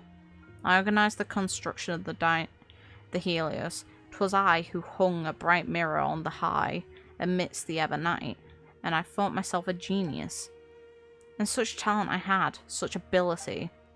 I dreamed of using the Helios to wash away the darkness, but I did not then know that it was the greed and desire within human hearts that would be all-devouring night everlasting. Guess from afar, I now give the bridle into your hands. Oh, I can complete another quest. This divine bridle is a testament to our supremely laughable history. Oof. Keep it well. Nay, do whatever you wish. This is too precious a gift. Nay, it has already been rendered meaningless. That I have been restored to wholeness and become able to hand it over to you is fit, and for this thing, it shall too be considered a fine death. Ah, all the talent, all the ability.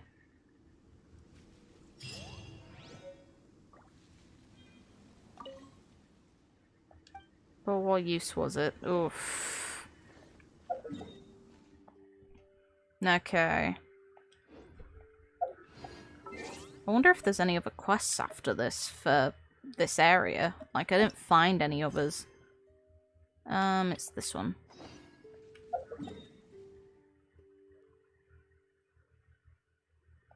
I'll glide down.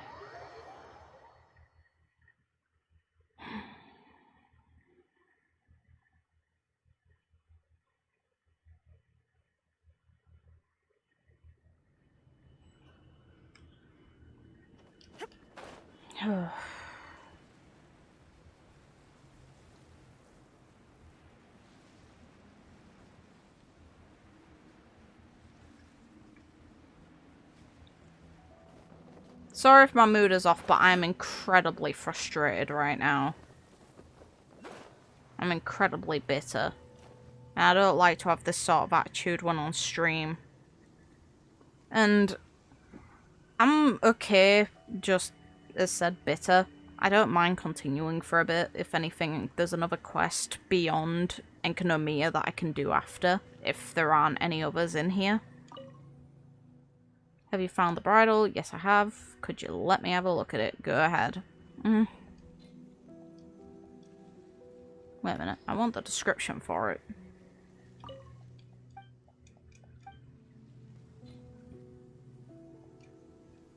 A symbol of the Sunchild's authority, made in the shape of a bridle. It does not possess any special powers by itself.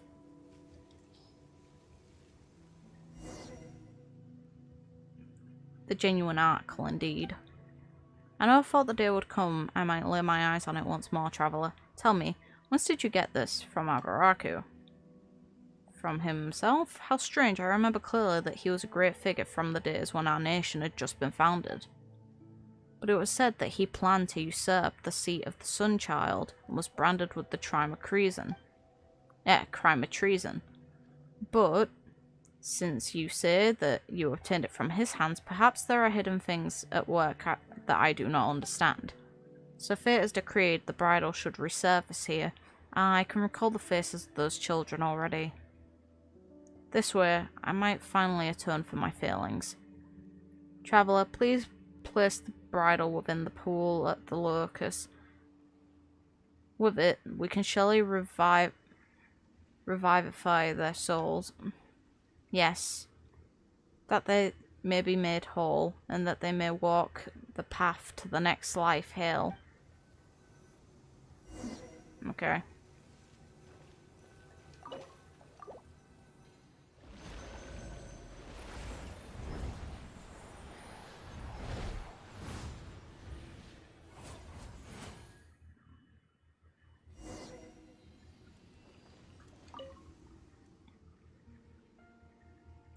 Pyria Mooman.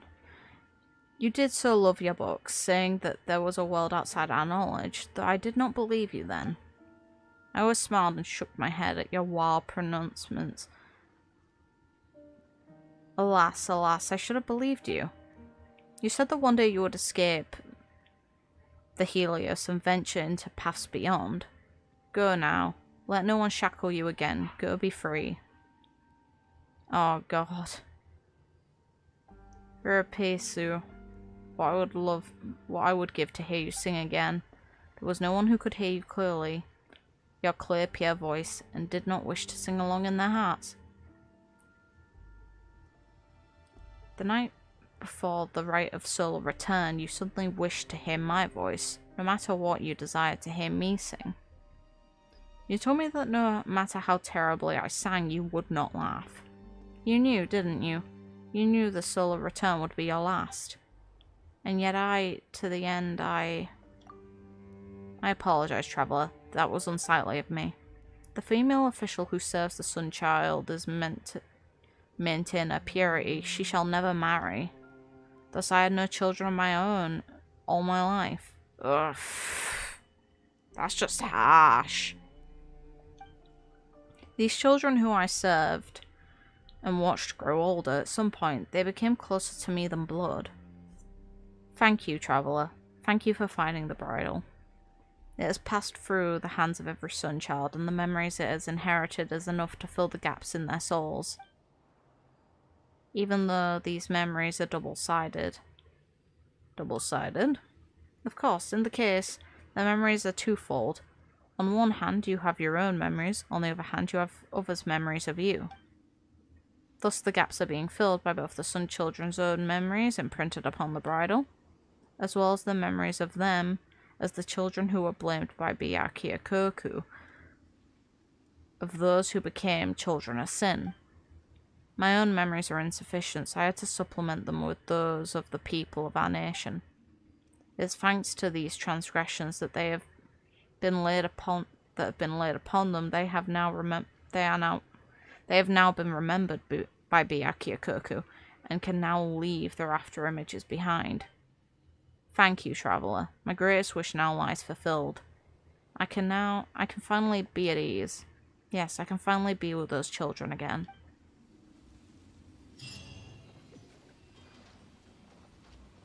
Oof.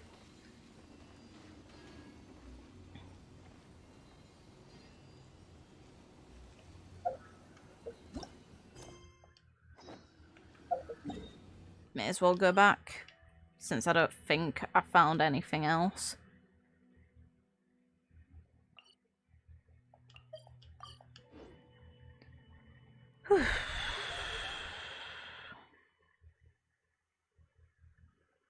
Enkanomiya was good for content.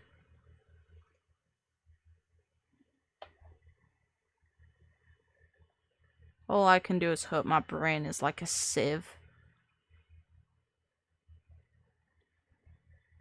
Hopefully forget most of tonight, and then reread all of the chapter entries.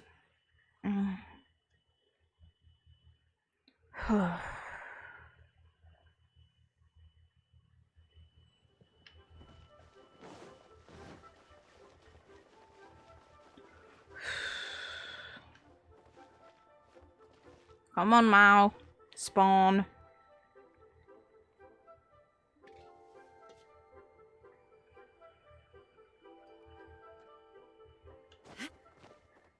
Come on, game.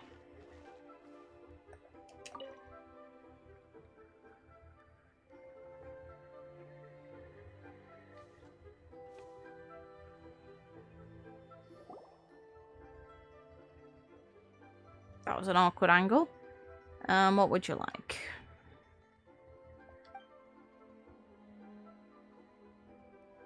Oh.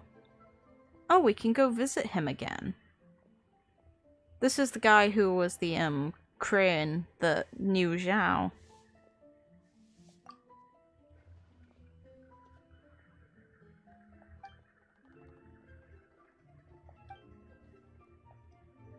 Even so, we can still pay our respects. Good.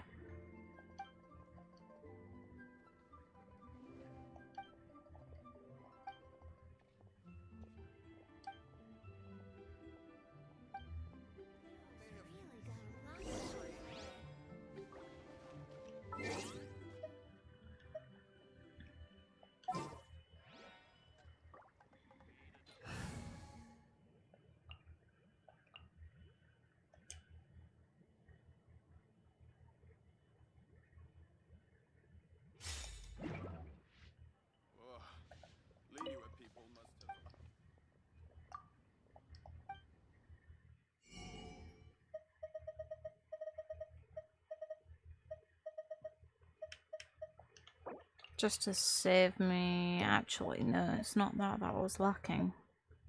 These are what I wanted. Just because I don't want to have to go manually gather shit. It's lazy, I know, but it just is what it is.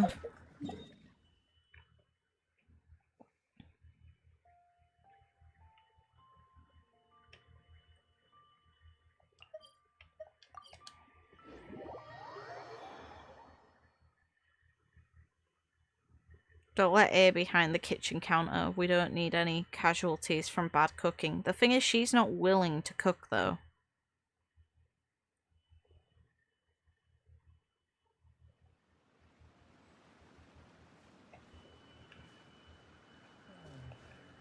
More speed. Time to scout. Oh! A boy! Hi! Why are you here? I was just passing through. No. We have an offering. I wonder if we'll ever rebuild this area so he's at least well honored. Perhaps this place has been forgotten.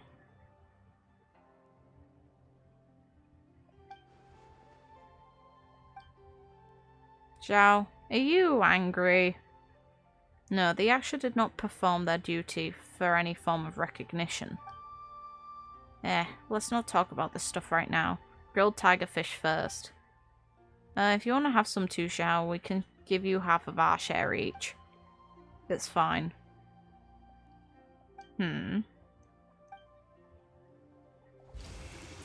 he just vanished, alright. Bye, Zhao.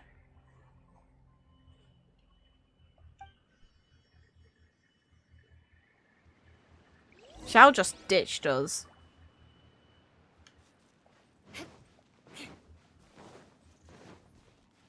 Whoever is failing to these things deserves death.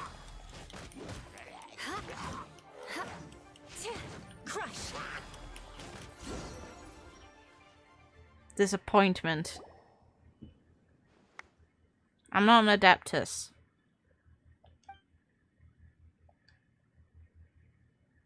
Oh god, it's the fake guy. Oh no.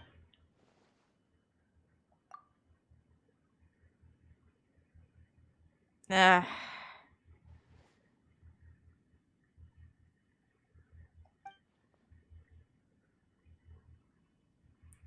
At least you're making offerings. You're making yourself at least somewhat capable of doing something okay.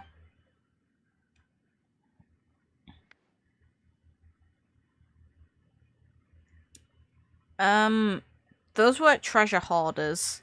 What the fuck are you talking about? Those were hurley shells. You're stupid.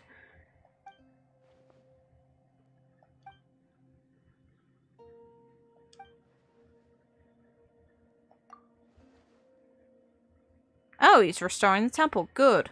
Make yourself useful.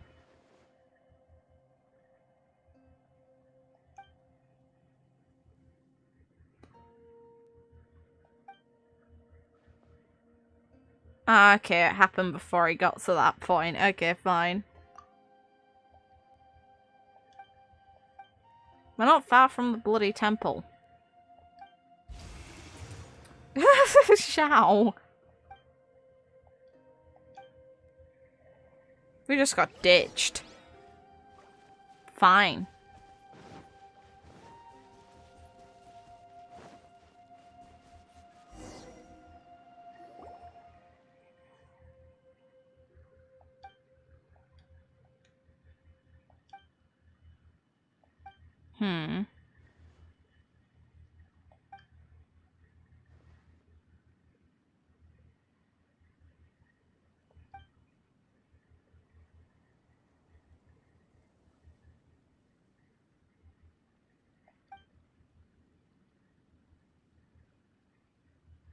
Okay, he's actually making himself somewhat useful, though realistically, he's the only person who's been so disrespectful to pretend to be an Adeptus that we know of.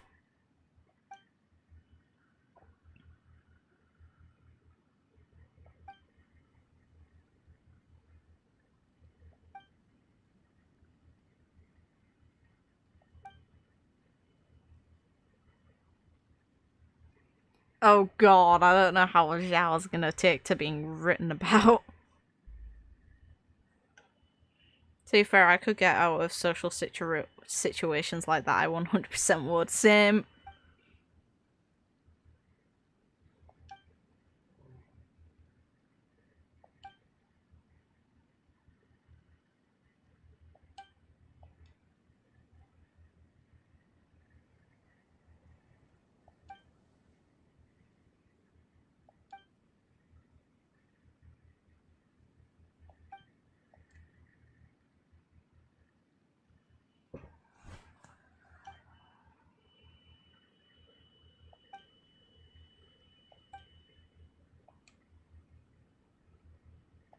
Sounds genuine.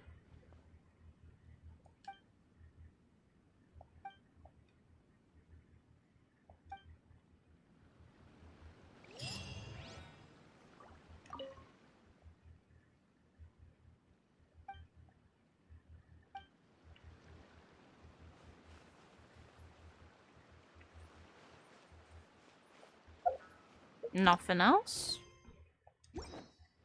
Well, that's that.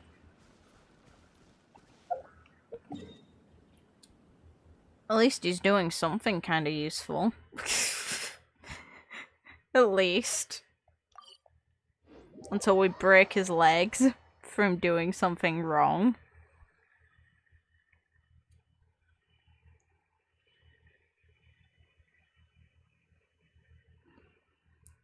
But Zhao, why did you leave?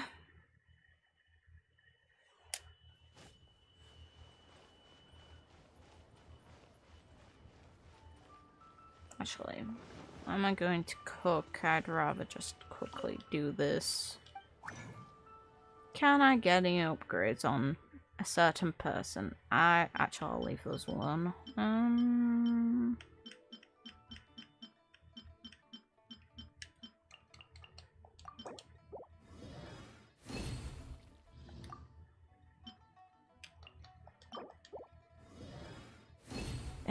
God, I'm gonna have to farm more early chat related stuff. I also wish that if you ignored the constellations of character, like marked it, that it stopped notifying you, because there's no way in fucking hell I want the C6. Why the hell won't the notification go away? I don't want it. I really don't want it. 5 more, fine. Zhao is just too shy about his emotions and finds it easier to teleport away rather than talk out his feelings. I don't think he's embarrassed, I just think he doesn't want to be involved, which honestly, I totally understand.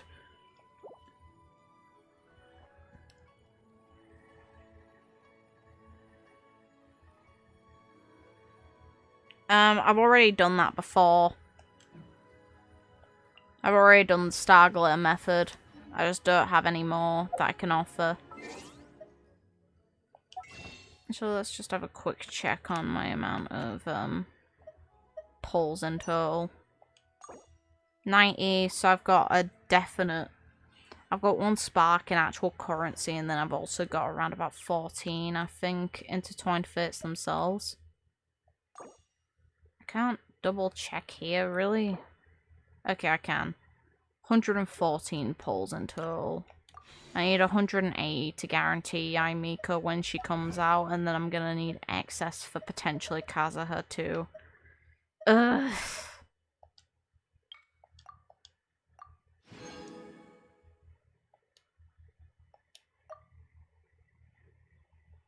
By the way, you're planning on getting the new outfits. Is a spark what you call a guaranteed pull? Yes. But the new outfits I plan on getting Ningguang's because that one will be free, but I'm not getting Kaching's because it costs money.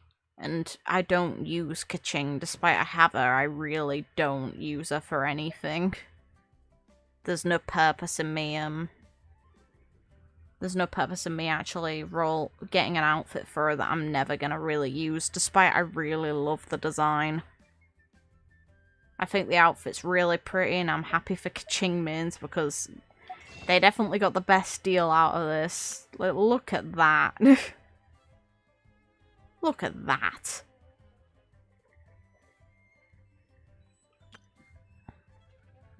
She's definitely got the best outfit released in this game so far.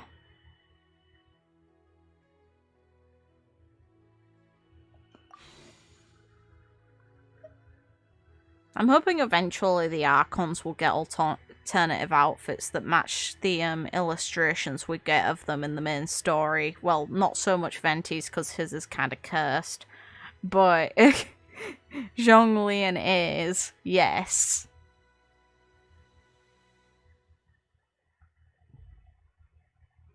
Oh god.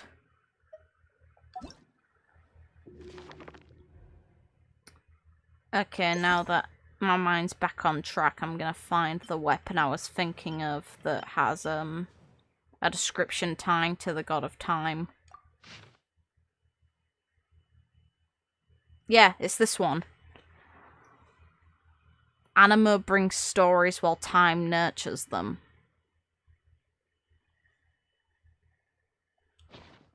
And then does anything else mention the stories? Because I'm pretty sure that there's something else that at least alluded to time. Yeah, it's this one. On the cliff facing the eastern sea, the ancestors worshipped the masters of time and Animo together.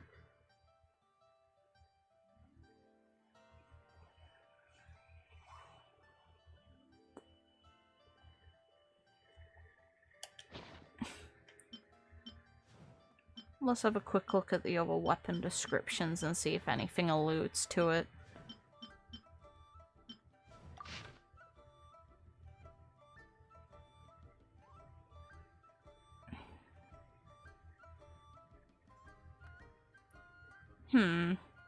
A god of winds may move between the pages of a book, but in the end, the merciless god of time will eat away at them until not a single legible word remains.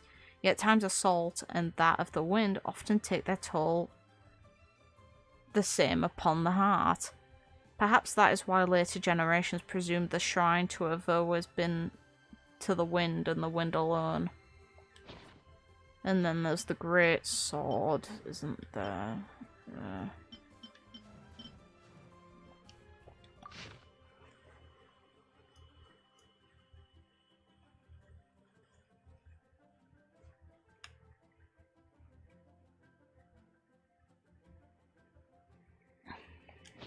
But yeah, that's the lore of time being mentioned. I was confident I had heard it mentioned before in game, and it was.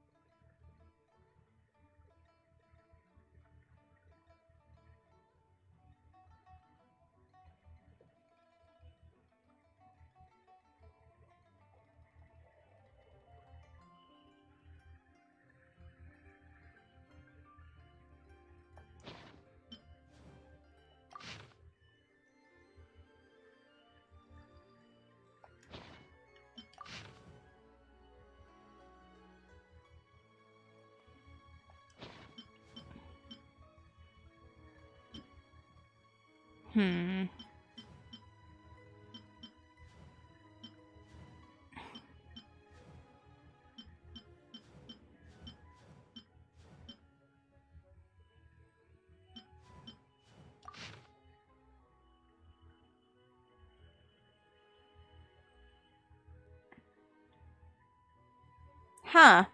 I've never read the description for this, so why... That's weird of me. I should have read this ages ago.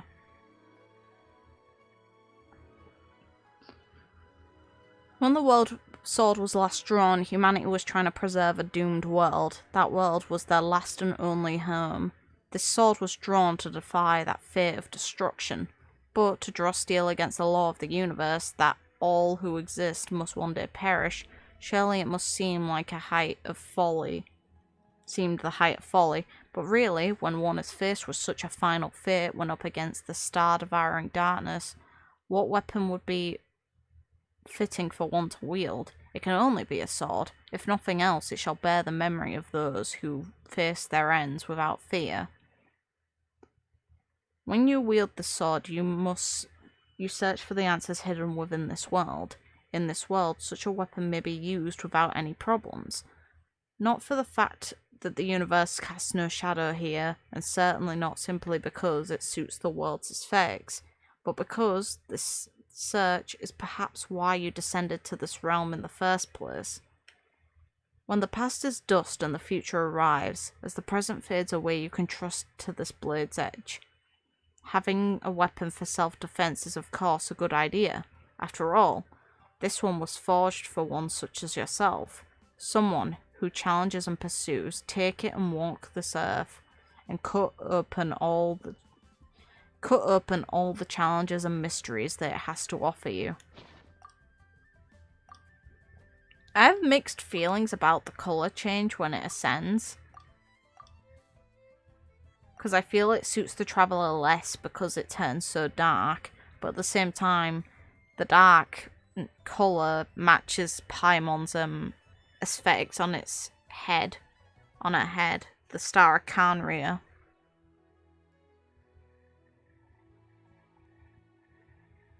In your opinion, would you consider 5-star weapons to be worth the amount of primo gems? Depends on the weapon.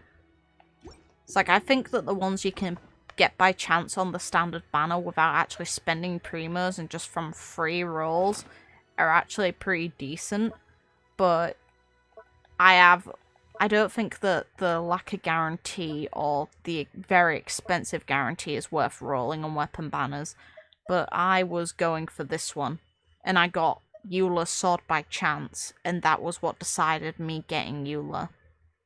It wasn't because I got Eula and thought, okay, I'll go for the sword. It was because I got the sword, I was like, oh, for fuck's sake, how am I going to make this worthwhile? Because initially, I got this first, then I got a fucking duplicate of Skyward Spine, and then I got a Freedom Swan on the third. Meanwhile, Engulfing Lightning, I did roll for specifically, and I did want, because I wanted to build A. But that was because I was absolutely certain I'm gonna keep using her until the end of this damn game. Because I like her so much as a character, there's really no reason for me to not use her. But in the case of Eula, I had no intention of actually getting her, but I got a weapon first. I got Eula, but I didn't want to spend money on a weapon, so I passed on it. I had loads of crystals primo gems saved before I rolled for the weapon, and I was specifically going for the sword for Kazuha because he is someone I aim to save for. I used all of my savings getting both the free weapons and Eula, and I don't know whether or not I'm happy about it. I'm happy about getting Eula, but I hate the fact I got Skyward Pride instead of getting the weapon on the second attempt. Then I would have had more savings.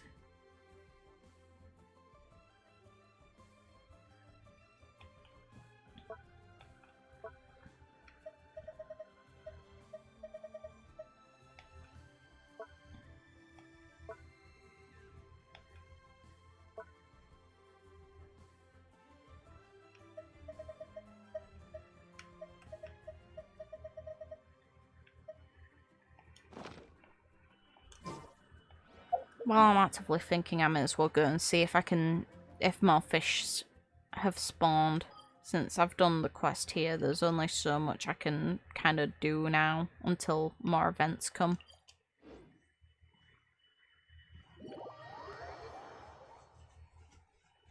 But yeah, no, Yai I have 2 catalysts. I'm pretty confident she's going to be a catalyst user. If she's not, then it's Bo in my mind. But I think the odds of her not being a catalyst user are so low, because a catalyst is the weapon that makes the most sense. And I can't imagine her wielding a sword or a spear. Or a great sword. So, I have 2 5-star catalysts that I've gotten without even aiming to. So if she uses catalyst, then I'm sorted. If she doesn't, then I'm gonna be incredibly bloody bitter. Yay, blue Manta. Please, one of you be Oriental. Please.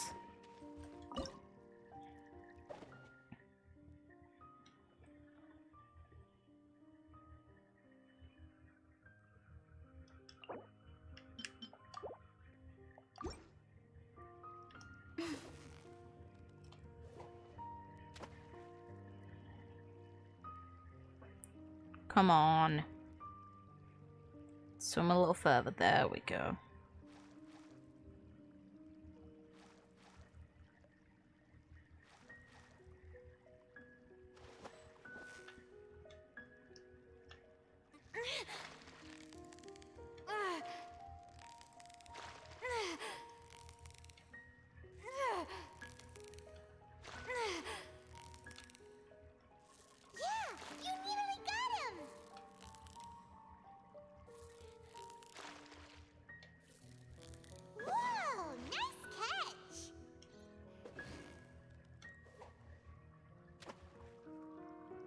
Come on.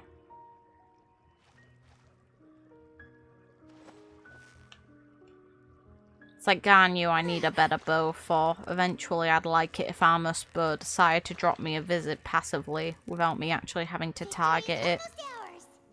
Just standard banner roll, get Amos. And put it on her.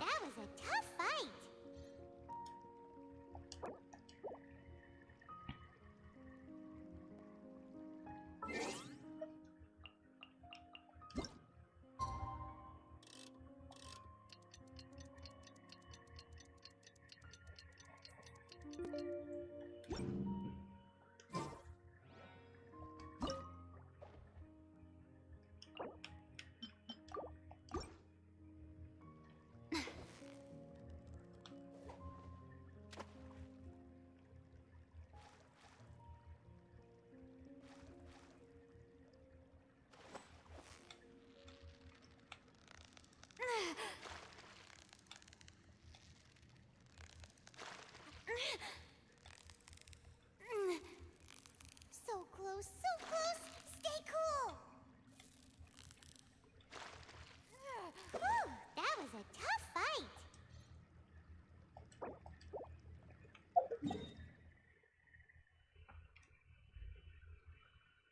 Okay, try the next area, since there's one more for me to have another go at.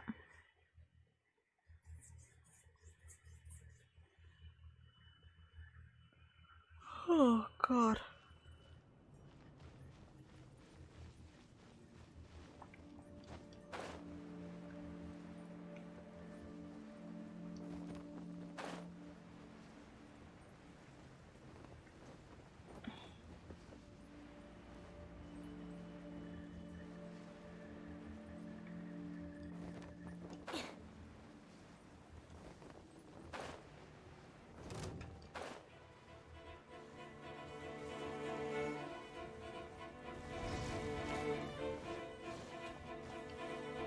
More speed.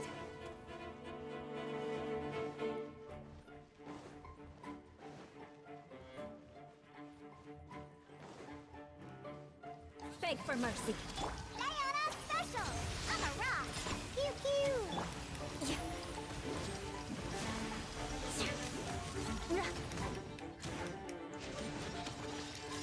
Eye for an eye.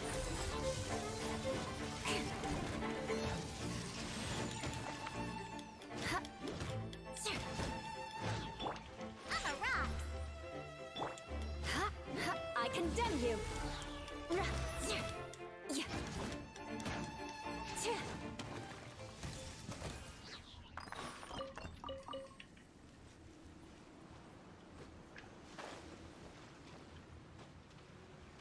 Didn't mean to do that. This is what I want. Come on, give me the Oriental variant. Still feel okay to keep going. I feel fine. Mood's still a bit off, but I'm okay for now, and once I sort the fishing, I can't think of anything else though to do on stream though tonight, so I'll probably finish off, not because I'm like out of it or anything, but because I don't have anything else ongoing in Genshin to do for now. Please. Please be the Oriental variant, please. You're harder to get to. I can be hopeful. Jesus Christ, this one's being annoying. Jeez, this one's being annoying.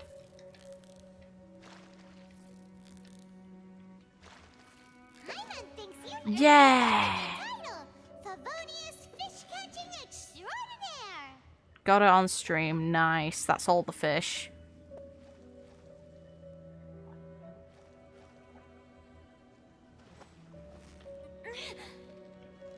I don't need to worry about getting fish anymore. For now. Because the only other fish I was missing I got yesterday. Is it another Paimon? It was the golden koi.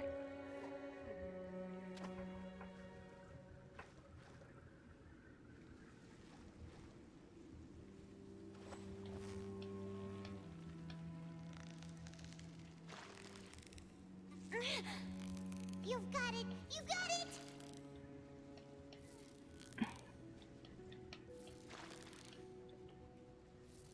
Whoa! Nice catch!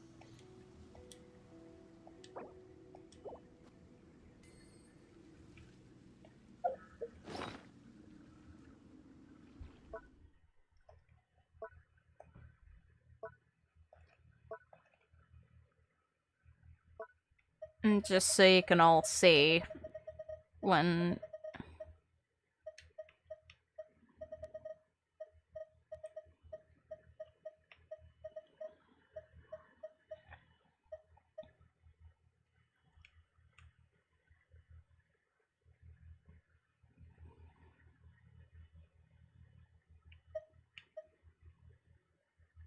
we and I have every single fish currently in the game to have an Oriental version of, so I can just put them on display. All of them.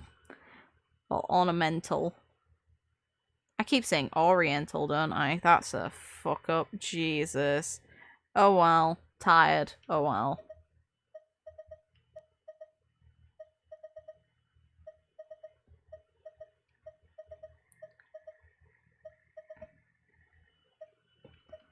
Look how pretty the colour scheme is, though, of this little thing. I'm looking forward to setting up an area to have it on display. I still need to work on my teapot quite a lot, and load limit is still a massive issue for me when it comes to the stuff I want to make in the teapot. Hopefully someday they sort it out.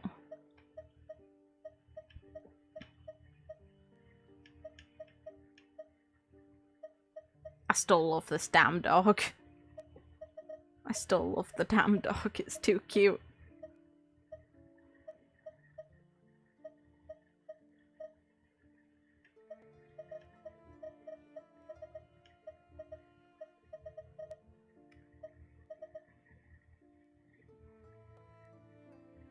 I was half asleep, so I was saying it by accident.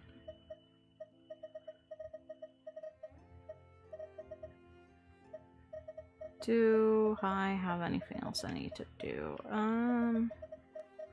Too far, I have enough to quickly visit a shop.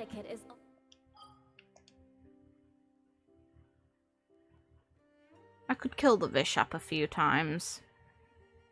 Because I really do think that that's going to be the map for EI. It's the only one that makes sense aside from the, bloody, what's it called? The thing on Sarai Island. Because they're both potentially Electro-related boss drops, because the Vishaps can spawn as Electro.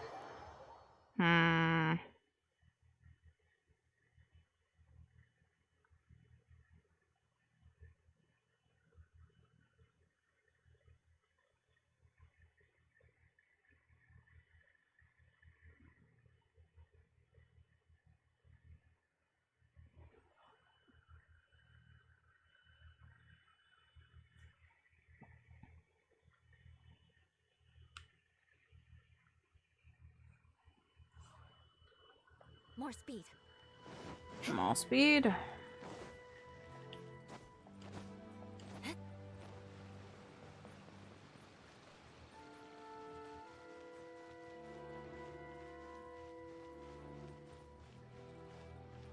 Come on, game.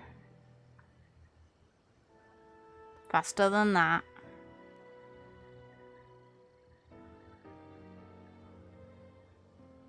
Come on, game.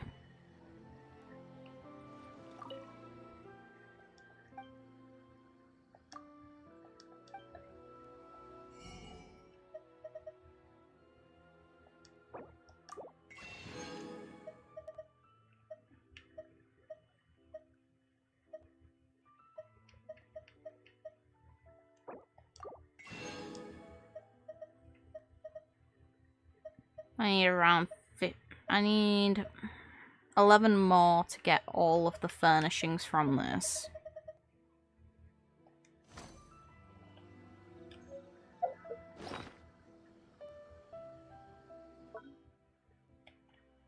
I can do that off stream though.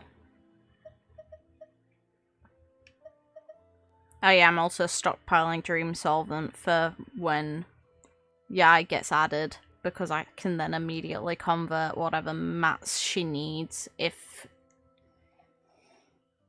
it's old, if it's new, doesn't matter. Since I've currently been stockpiling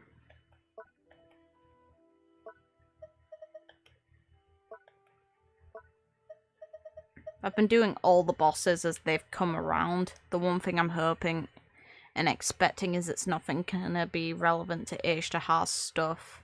So I've got enough for Kazuha there. I could convert the Blood Jade branches into Dragon Lord crowns for Eula if I wanted to get her maxed out. Because I have enough crowns to max out 2 characters, and then I'd only need 1 more for Yai. Because the aim is to get Kazuha, max all of his skills out, get Yai, max all of hers out, and then I could use the last 3 on Eula, and then I could also, if I get an extra 1, use 1 of them on Ganyu's standard attack. At some point, I also need 1 for Venti's burst. Venti still needs a lot of work for me.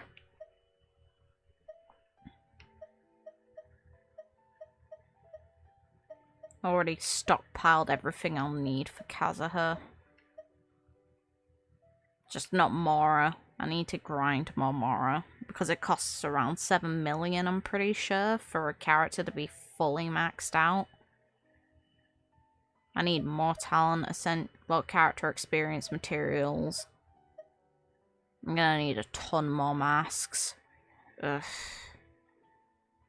I hope we get another Venti banner in the future. I hope we get his chapter 2. I already got Venti C0 is really good, so I have no need for him to be re-rolled, but I really want them to release his chapter 2. I'm wondering if it'll come when they release the area that was mentioned in the chapter 1 of his story, the Windless Land. Since that'd make sense if it involved there, just we don't know when we'd even remotely visit that area. Knights and aristocrats share the same cultural heritage, but the knights had enough sense to do away with all the superfluous detail.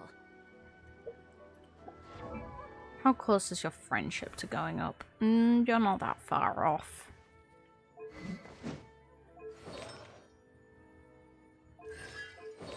Oh yeah, I may as well show this off.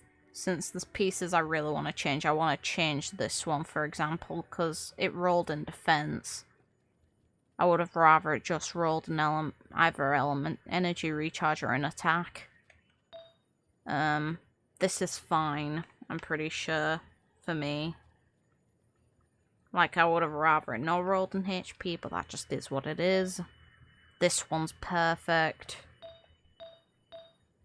This is perfect. I want to make sure I keep this on. And this is the issue. It has critical rate, but it also isn't high enough in general for her. Her crit rate's relatively low. And crit damage, while it's nice and all, it's not useful if you don't have the crit rate to balance it out. It becomes a useless stat. And this skill doesn't need elemental mastery whatsoever, so that's wasted stat points too. So I need to work on her gear, but I also need to passively get other things sorted. And I am on swapping Diana onto the Noblesse set. Because originally I was using it to buff up healing a bit, but that buff isn't even actually kind of that useful to me long term. His set's fine. Her set's glorious. His set needs a bit of work. Because this could be elemental mastery, and it'd make him significantly better. Maganu works. It's like I'm pretty damn happy with the charged attack damage bonus being her bonus in general, and the elemental mastery makes her kind of devastating when it comes to reactions. Just for her. You can tell I've not finalized it yet. To be fair, I could. I could, and it'd really help her, but I only use her in Abyss right now.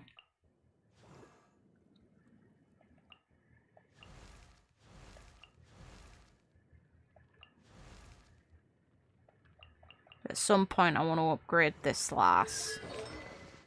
Currently, though, she's carrying the gear I've set for Yaimiko.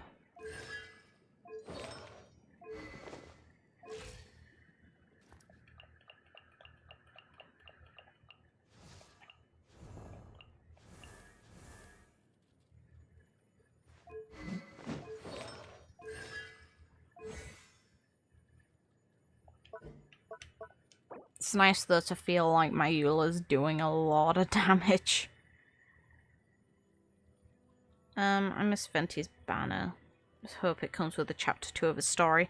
I feel like that's the most likely conclusion for him that'll come with his chapter 2. Just we have no idea when his chapter 2 will even arrive, which makes me sad. God, the design is so good.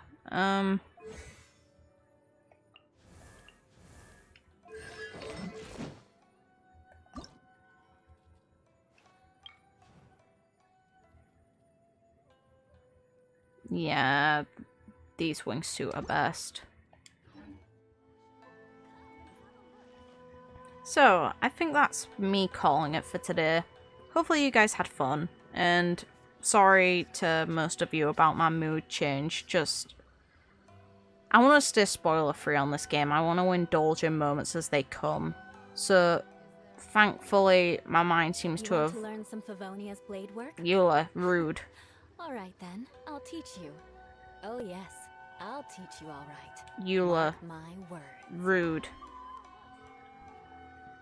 Hopefully I can completely eradicate any idea of what's going on. It's like, I don't seem to have, like, even grasped what the content mentioned was that was apparently potentially leaked content, so never bring it up in my chat ever again. Anyone out there, I don't want it. I think it ruins the experience, and it kind of pisses me off because I'm someone who actually really enjoys figuring things out on their own. So for me, I'd rather just see things as they appear. I'm hoping that all the Archons will eventually get additional story too. For now, the Interlude chapter though, we don't even know if the Interlude will continue, even in the next patch, because we don't know how long Inazuma's gonna last. I doubt Sumeru's coming soon, though. It'd take a while. Yours is a totally valid mindset to have. Here's hoping you can forget whatever it is you saw. And here's some distracting words. What the hell? Alright. Knights and aristocrats share the same cultural Eula, heritage. stop it. Stop it.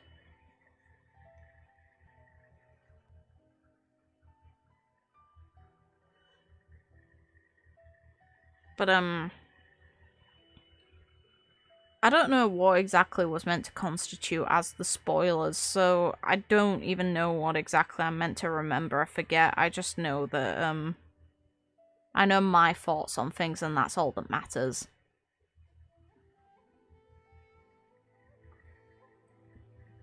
Just hopefully it's something that people will consider. I don't want any spoilers or any leaked content in either my channel or my Discord server or anywhere.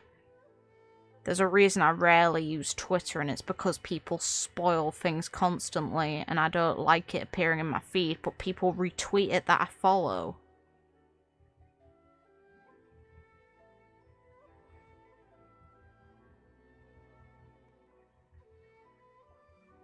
Okay, fair enough.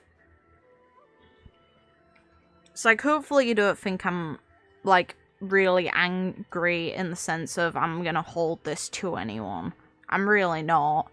I'm frustrated in the moment, definitely. I can't even lie about that. But I'm not someone who's gonna bear a grudge over something that was done on accident. If it happened again, though, I'd be incredibly fucked off, and then I really would be quite grudge-bearing over this. But as said, an accident's an accident. They happen. Everyone makes a mistake. Fool me once. Fair enough. Fool me twice, though, no. The one thing I do want to put out there, But the Knights had enough sense this to is do the second time now this has happened. Someone sending me random friend requests. If I don't know who you are, I'm not gonna accept. So unless you explain who you are, don't add me randomly on streams or randomly in general and expect me to respond. That's not how this goes. I don't accept randomers because I don't like people randomly joining my worlds and interfering with my stuff. Because unfortunately this game is just one of those where people just do come to your world and pilfer your stuff. Whether you need it or not, it's not a good sentiment.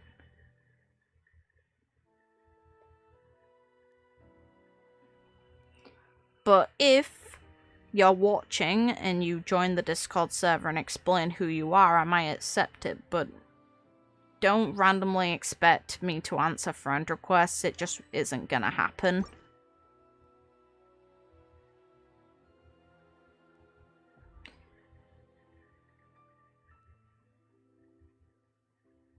Wait, is your information available to us to add you on our friend list? The user ID. You only use the user ID on the server. Like, that's what people are doing. This is the third or fourth time this has happened to me now. People just adding based on my user ID that's displayed constantly in the bottom right. But the thing is, if I don't know who you are and I don't know why I'm getting the friend request, I'm not gonna accept it. That's not how I do things because I don't like people randomly joining my game.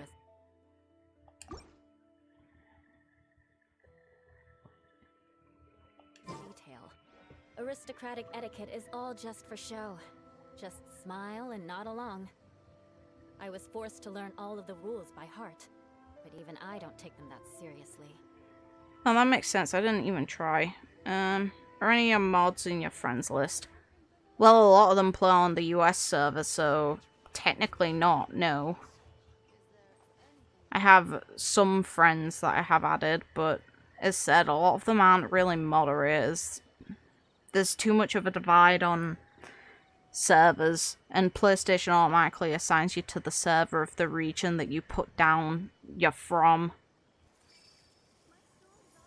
So, for example, I think at minimum 2 of my mods are from America, one of them's from Australia. So, they're just automatically placed on different servers. Because I'm pretty sure most of us play on PlayStation.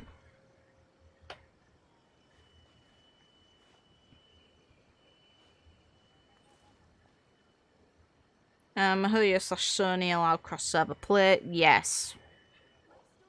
I wish. And it's awkward as well because they also assigned a Mahuya account automatically to our profiles for Genshin. So I've got one Mahuya account that's like manually set up by me for Honkai Impact, but it doesn't have any of my Genshin Impact details. So I can't access my Genshin Impact details on my Mahuya, on Hoyo Lab and stuff like that because it's not connected to the same account. But I can't manually connect it either because you can only do that if the Mahuya account has no details on it, which is really obnoxious. I would have rather they enabled it so you could link the account to an existing one, so long as it doesn't have any gameplay related to Genshin Impact, which it doesn't.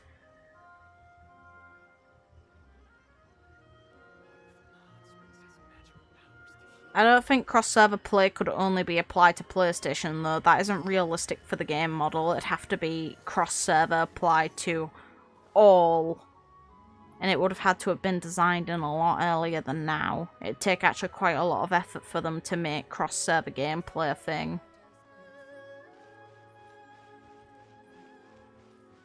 They'd have to make a whole system for it because none of Mahuya's current games actually have it integrated in.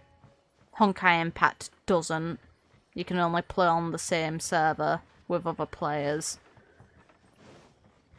Don't think anyone, like, I didn't keep up with the beta test information of Star Rail, but I'm pretty sure that was region restricted. Honkai Gakuen 2 was region restricted as well. So they'd have to completely program something like that in to integrate into their games from that point onwards. I hope it eventually comes from Mahuya, but it took a while for Final Fantasy XIV to do it, so I don't have much expectation for it. It just simply is what it is, and we kind of just have to live with that. You can find everything and anything in Tsukumomona groceries. I was able to link a Mahuya account probably because I don't have any account info on Genshin. Well, neither do I, so I don't get why it wouldn't let me link it. But it just is what it is. I'd like to fix that down the road because I actually like that Hoyo Lab integrates your game data into the platform and lets you use tools for it. Knights and aristocrats share the same cultural heritage. Final Fantasy XIV at least lets you pick it. Yeah, but it's only because we're on PlayStation that it made you pick a server in the first place. And it automatically assigned it based on your PSN details, which is really annoying. Standard Genshin lets you pick the server. Pretty sure it does anyway. So it's kind of annoying, but it's unfortunately what it is.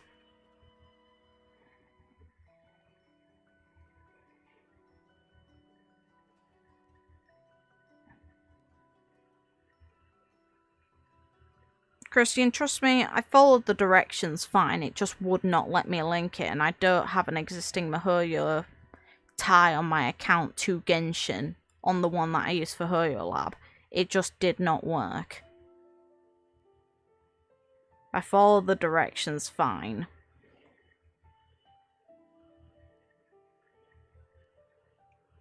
So it just simply is what it is. Anyway, we're back. Thank you all for tuning in. Hopefully you have a good night, morning, day, whatever time it is, wherever you guys are in the world. Thanks for tuning in, and take care of yourselves.